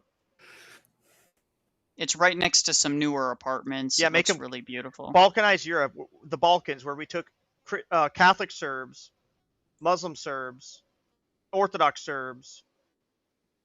That's a Serbs beautiful on the church, guys. coastline. You guys That is a beautiful can't deny it, can you guys? It's a beautiful church. I don't know. I can't see it. Oh, did I share it yet? I haven't No. shared it. That's my bad. There we go. Oh Look wow. at that. Yeah, It's that's brand beautiful. new. It was built like 2 or 3 years ago. So, absolutely gorgeous church. And let's see if I can find a good place. Y'all harassed him about Tulip and he left. He left. It's under the sadly, unfortunately, it's under the Ecumenical Patriarchate. In Korea, I'm under the Moscow Patriarchate, but this is where they were meeting prior to that church being built. They were on the 2nd floor of this building. They have a little sign here. They were on the 2nd floor of a building there, and that's where they were meeting. And I went to that church a few times when I was a contractor in Kwonju, or not Kwonju, Kunsan. Kunsan Air Base. In the beginning, are you trying to quote the Hawaiian Pigeon Bible at me right now? Ain't funny. In the beginning. Look at that, guys. They plant on the sides here like classical Korean fashion. They have plants here, and those plants will grow fruit trees at some point or various vegetables and stuff.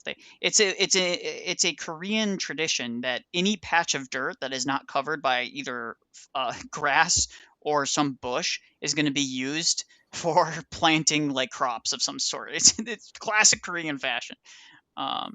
But it's a beautiful church. They even have a beautiful Korean style gazebo right there. Wow. Though I do wish that style would have been reflected in the architecture more. Yeah, because that's my preference. But it's just like I was telling my mom. I was like, I hope Japan becomes all Orthodox. I said, but I really do want them to keep their like classical, like medieval Japanese architecture because I love Japanese architecture. It's just beautiful. Nick, you brought up their ecumenical. Is that a bad thing or like? No, Ecumenical Patriarchate is the church of the Ecumenical Patriarchate. It's one of the jurisdictions of the Orthodox Church. They're a legitimate church. It's just the Orthodox or the Russian Orthodox have a little bit of a problem with them right now. Okay. This is the church that I have attended, though. This is like way out of date. Like this is all painted now. This is actually what it looks like now. Oh wow. That's what it looked like before. But that's my bishop. I'm doxing myself. It's my bishop. Well, you have a bishop? We have visiting priests quite often. It used to be this, guys. I mean, this is how it's gone from that to that. It's very beautiful.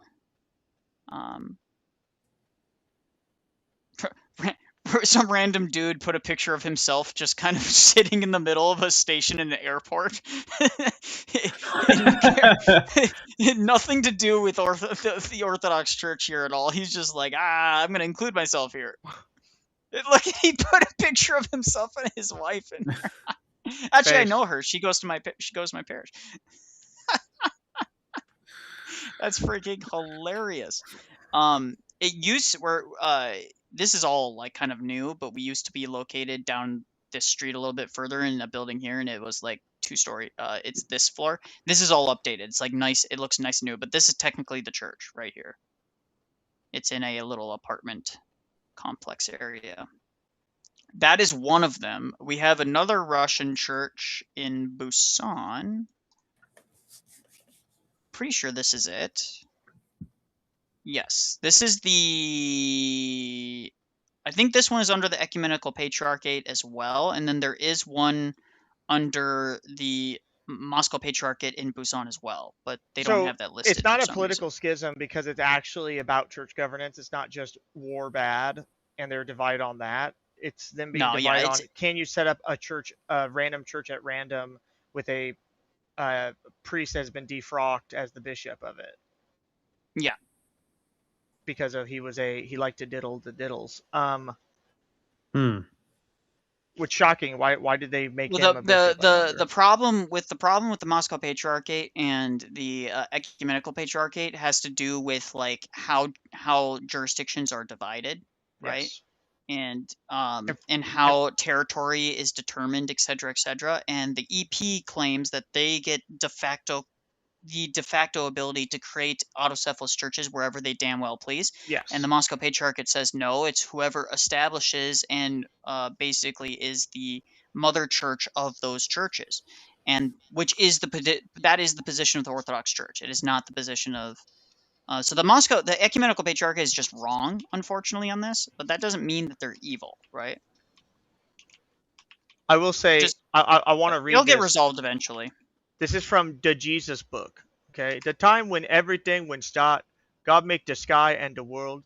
The world can't come, so no more nothing inside, no more shape nothing. On top of the wild ocean, ocean that cover everything. Never had light nothing. Only had God's spirit D moving around over the water. Then God tell, I like for sunshine. And So this is our my jurisdiction that I'm under, the Korean Diocese of the Russian Orthodox Church. This includes North Korea. They can't list all the temples, but we have the one in Seoul. This is the one that I normally go to, though whenever I'm in other parts of the country, I try and go to other ones. This is the Church of the Nativity of the Blessed Virgin Mary in Busan. Fairly good amount of people go to this one and this one. Those are where the majority of the population for the Russian Church are.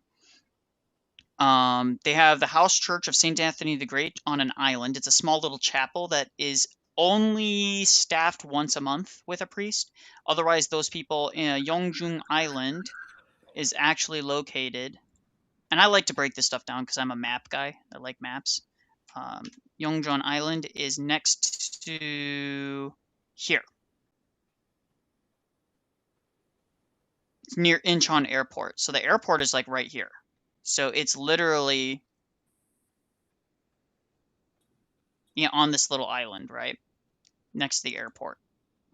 And this one is where our monastics are, actually, funny enough. Our bishop, it's like a chapel for the bishop in them. We have Church of All Saints in Incheon, which is a slightly larger one. It's got a fair amount of people that attend that one as well. This is Gyeongju. And we can just show you guys this.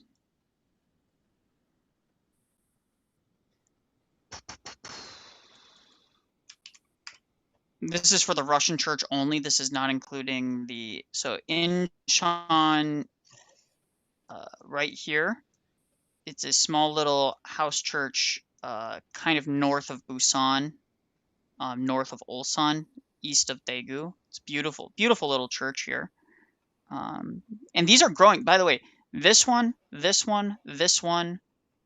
and two others of these were these two were all established in the last 3 years. So we have 3 new chapels or churches that have been started.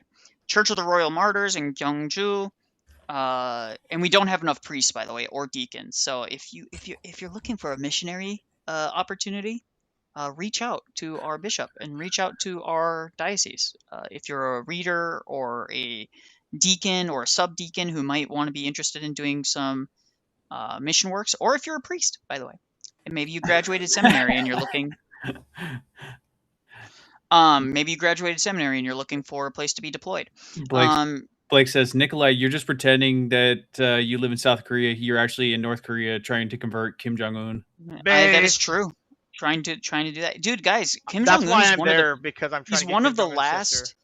He's one of the last world leaders that if you converted him, you would have a mass conversion of the people as well. There's very few world leaders that if they converted, a mass amounts of people would convert as well. Kim Jong-un is one of those.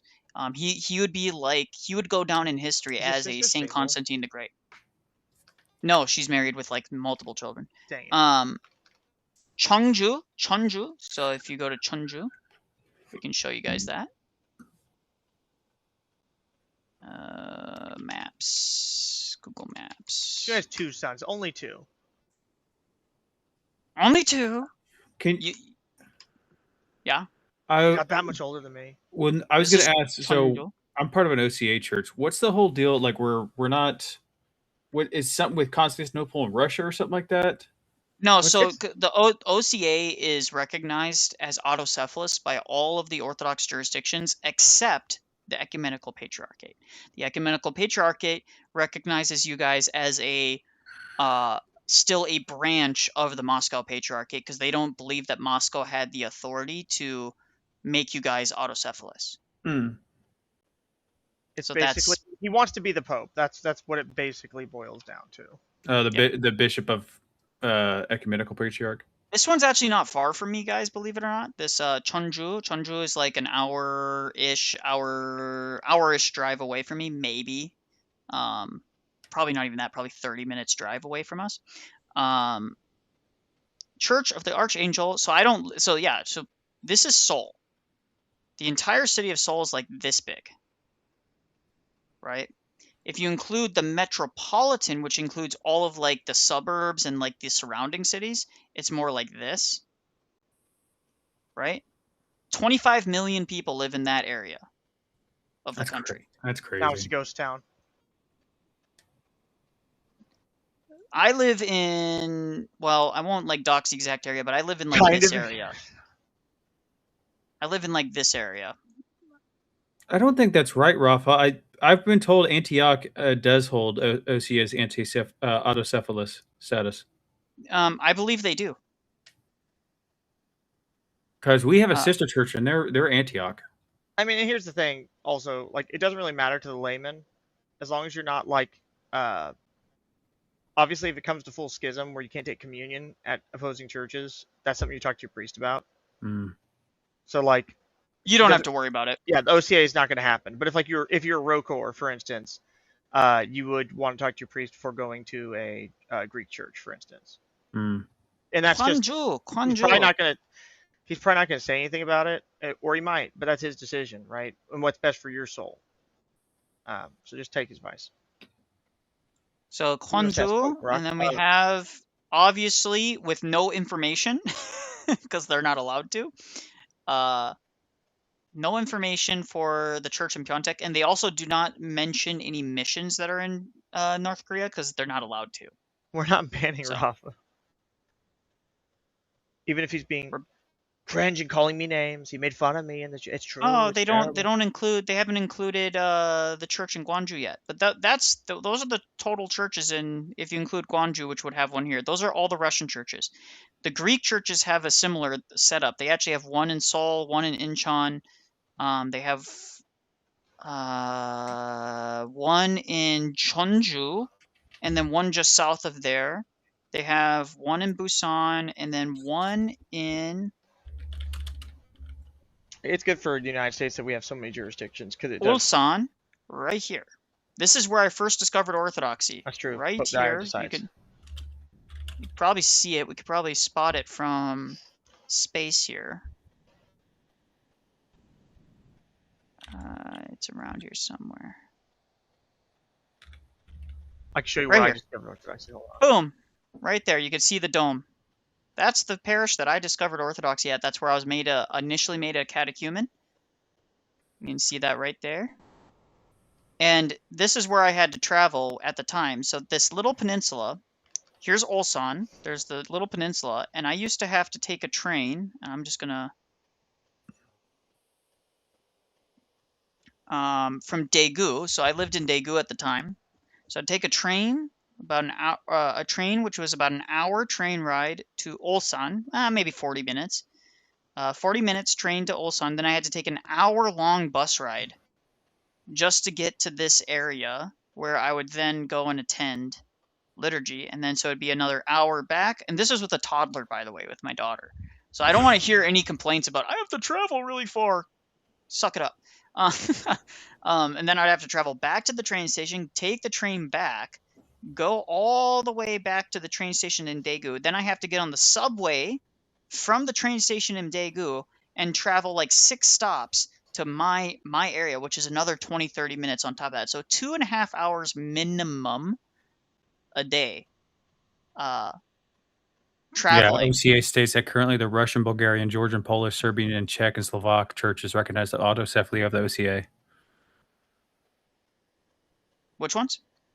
Russian, Bulgarian, Georgian, Polish, Serbian, Czech, and Slovak. Yes, all the junior patriarchates recognize it, which makes sense because all of those churches recognize their ability to give autocephaly. By the way, the Serbian Orthodox Church recently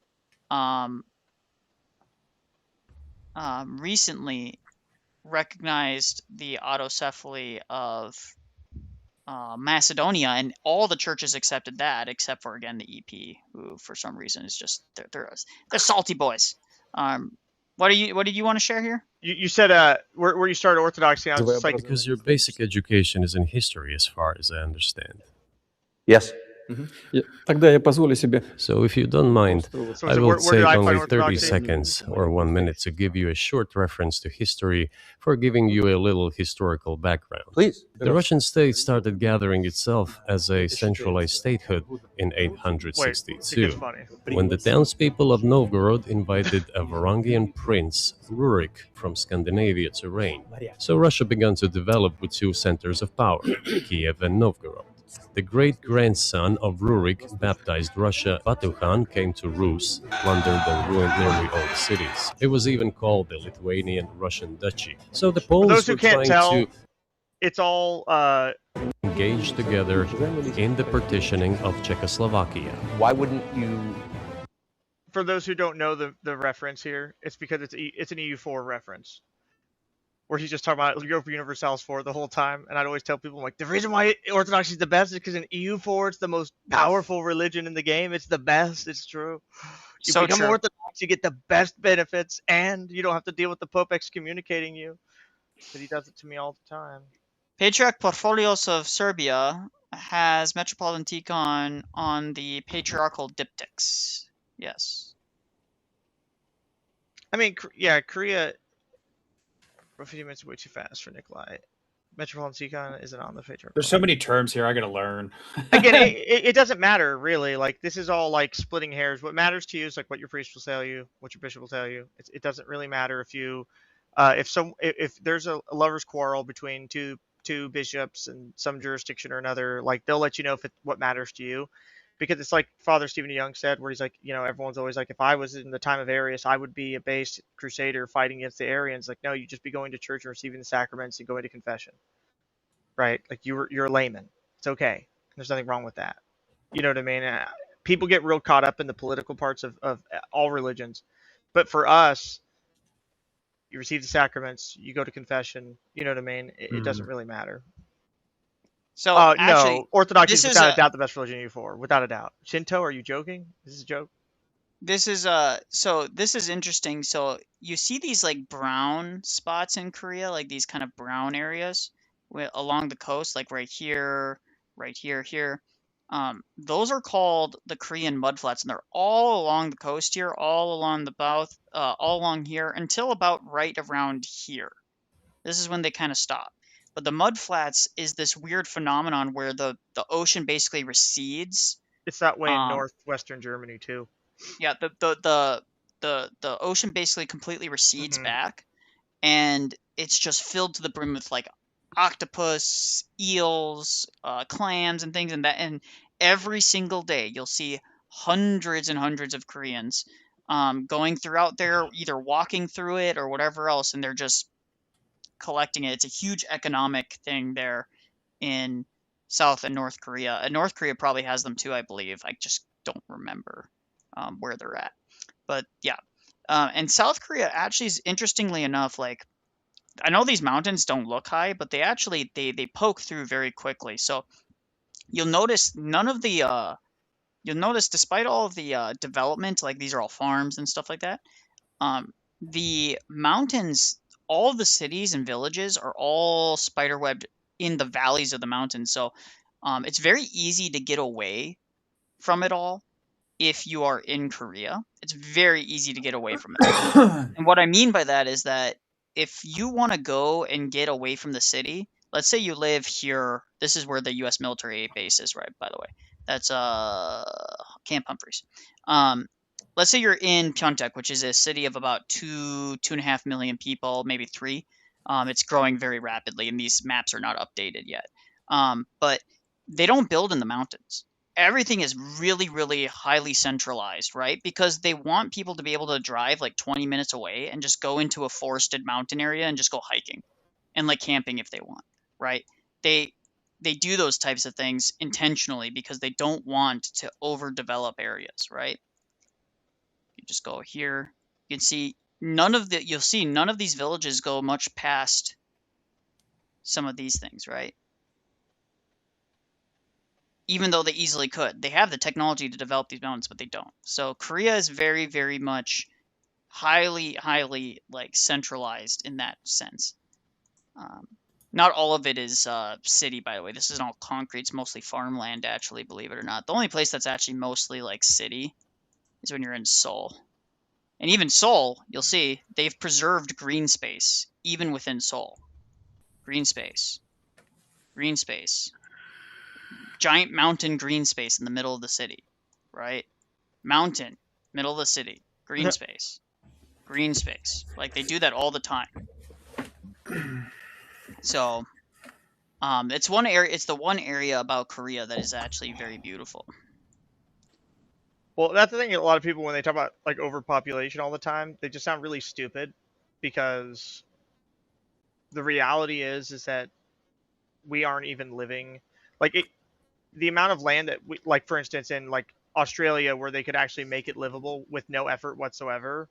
Yeah, it's insane. There was a proposal. I think it was like right here. Basically, they wanted to like build out a trench, and then they would trench it into the center here, and this is all below ocean level, and then it would just basically flood this entire central mass. Not all of Australia, but like this central mass would basically flood, right? And there's like no people here. There's no land, there's no houses. It's basically completely empty desert, right? A little bit of like grassland and stuff like that. And if they had done that, there would be like maybe a couple high island areas that would like pop up over the ocean. But yeah, if they had just built basically a giant It would canal cool off the whole continent too. from here to here, this entire half of the continent would cool off. This entire half would become subtropical. Yeah. And not So, a like, desert. So like, if you're overpopulated, the problem is people are choosing to live in large cities. That's the problem. And Japan's been dealing with this for a while, trying to get people to get out of the cities, but it's just been difficult because there's so much prestige in where you work and stuff. Yeah, the problem is the centralization of Tokyo. If they were to get young people to move out to the countryside, all this, basically the center of the island is empty. Yes. And same with like the center of the island here. There's like 3 or 4 major cities in each of these areas. By the way, beautiful Orthodox church here in Japan. But no Orthodox churches yet in Jeju Island, which needs to change. But indeed. Well, no, Japan must all be Orthodox. So true. Because when it becomes Orthodox, all of their awful things, like when you're with your, like, they have Latinizer mindset, where like you're never allowed to like be with your wife, if you know what I mean by that. But she's allowed to be with her cousins for money. It's very jarring, and I know y'all in the chat are like, there's no way. There is. Yes, there is. It's a very strange, like, weird ideas they have about like what people should do. Again, they have like the Latinizer mindset, where it's like, you kissed your wife, what are you doing?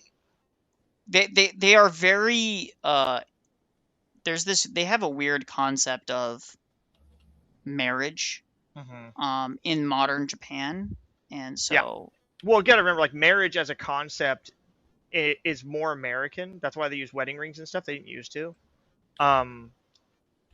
because they don't have, in Japan, they don't have that kind of stuff. Like, they didn't even have a word for love in Japanese. The word they use for love just means I like it a lot. Yes. It's the same. You say I love chocolate the same way you say you love your wife. But like, obviously in English, we kind of understand like there's more to it than just love is an exaggeration. When you say I love chocolate, you're exaggerating. You know what I mean? But that's why in your favorite anime where you're like, but she just confessed her love, why aren't they freaking out? Because she didn't confess her love. She just said, I "I like like you." you a lot," and he said, "Oh, okay, thank you." Now, they do have a concept for love, but it's They like do. one of those things where it's very rarely spoken about. Like you even like a husband and a wife might say it very rarely. In fact, there was this funny video where this guy was challenging young Korean or not Korean, Japanese couples to go and say I love you to their parents or even to their husband and wife. And every single and here's the thing, they were shocked because he said, "How did you feel about saying that?" And he said a lot of them said, "I felt really good." Like, it felt really good to say that. But they just don't because there's, like, this weird, like this weird dampening of emotion. Like, you're supposed to, like, keep that all bottled Yeah, they're up. very like that's why people always like, why is it so easy for American guy to get Japanese girlfriends? Because like to them, you're seen as like a Giga Chad alpha male because you just say what you think and you don't care what other people think and you're loud, and they're like, wow, he's That's so impressive. like, and if you're mildly attracted to them and you give them any attention, they're like he must be down bad for me, dude, because he's like, look, he's talking to me. Because remember, girls don't get Valentine's presents in Japan. You do. Yeah. They have to bring it to the man. Yeah, it's a very, very weird culture. But anyways, that's the state of Korea, guys. That's the state of Korean orthodoxy. Which makes So. American style romance animes plastic exotic to them. Well, again, like that's why you see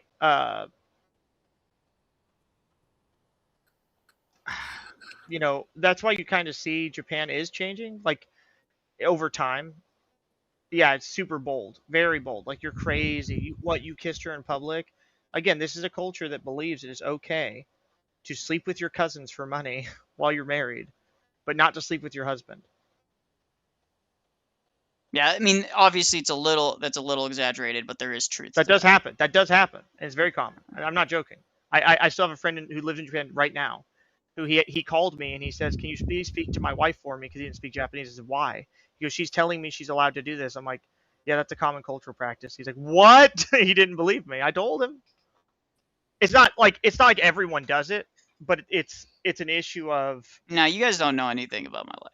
Believe it or not, me showing you where my like all this is public knowledge. I already told everybody like how I came to Orthodoxy. But that being said, I know Rafa's in the chat, or in the call-in, but unfortunately, Rafa, I have to get going. It's been a long day, and I gotta get Rafa stuff wants going. to regale us on the differences between the next time, Rafa. Next time. Oh, Tim, just to say this before, I know you're into guns. I'm getting my first suppressor here soon. I just did the paperwork, man. Good for you, dude. So Bigly. Oh yeah, I'm gonna shoot so many coyotes. It's gonna be fun. The Japanese, because they are Mahayana Buddhist, should have. I can't say any of this, which is Agape. kind of similar to agape, self-giving love, compassion, basically. Yeah, I mean, okay, yeah, I understand what you're saying. $5, thank you. But yeah, I mean, we'll cover Asian culture in another stream. I think it'll be interesting about the aspects of Asian culture that are really compatible with Orthodoxy and the aspects that need to be abandoned. I think that's something that need to be baptized. Yes.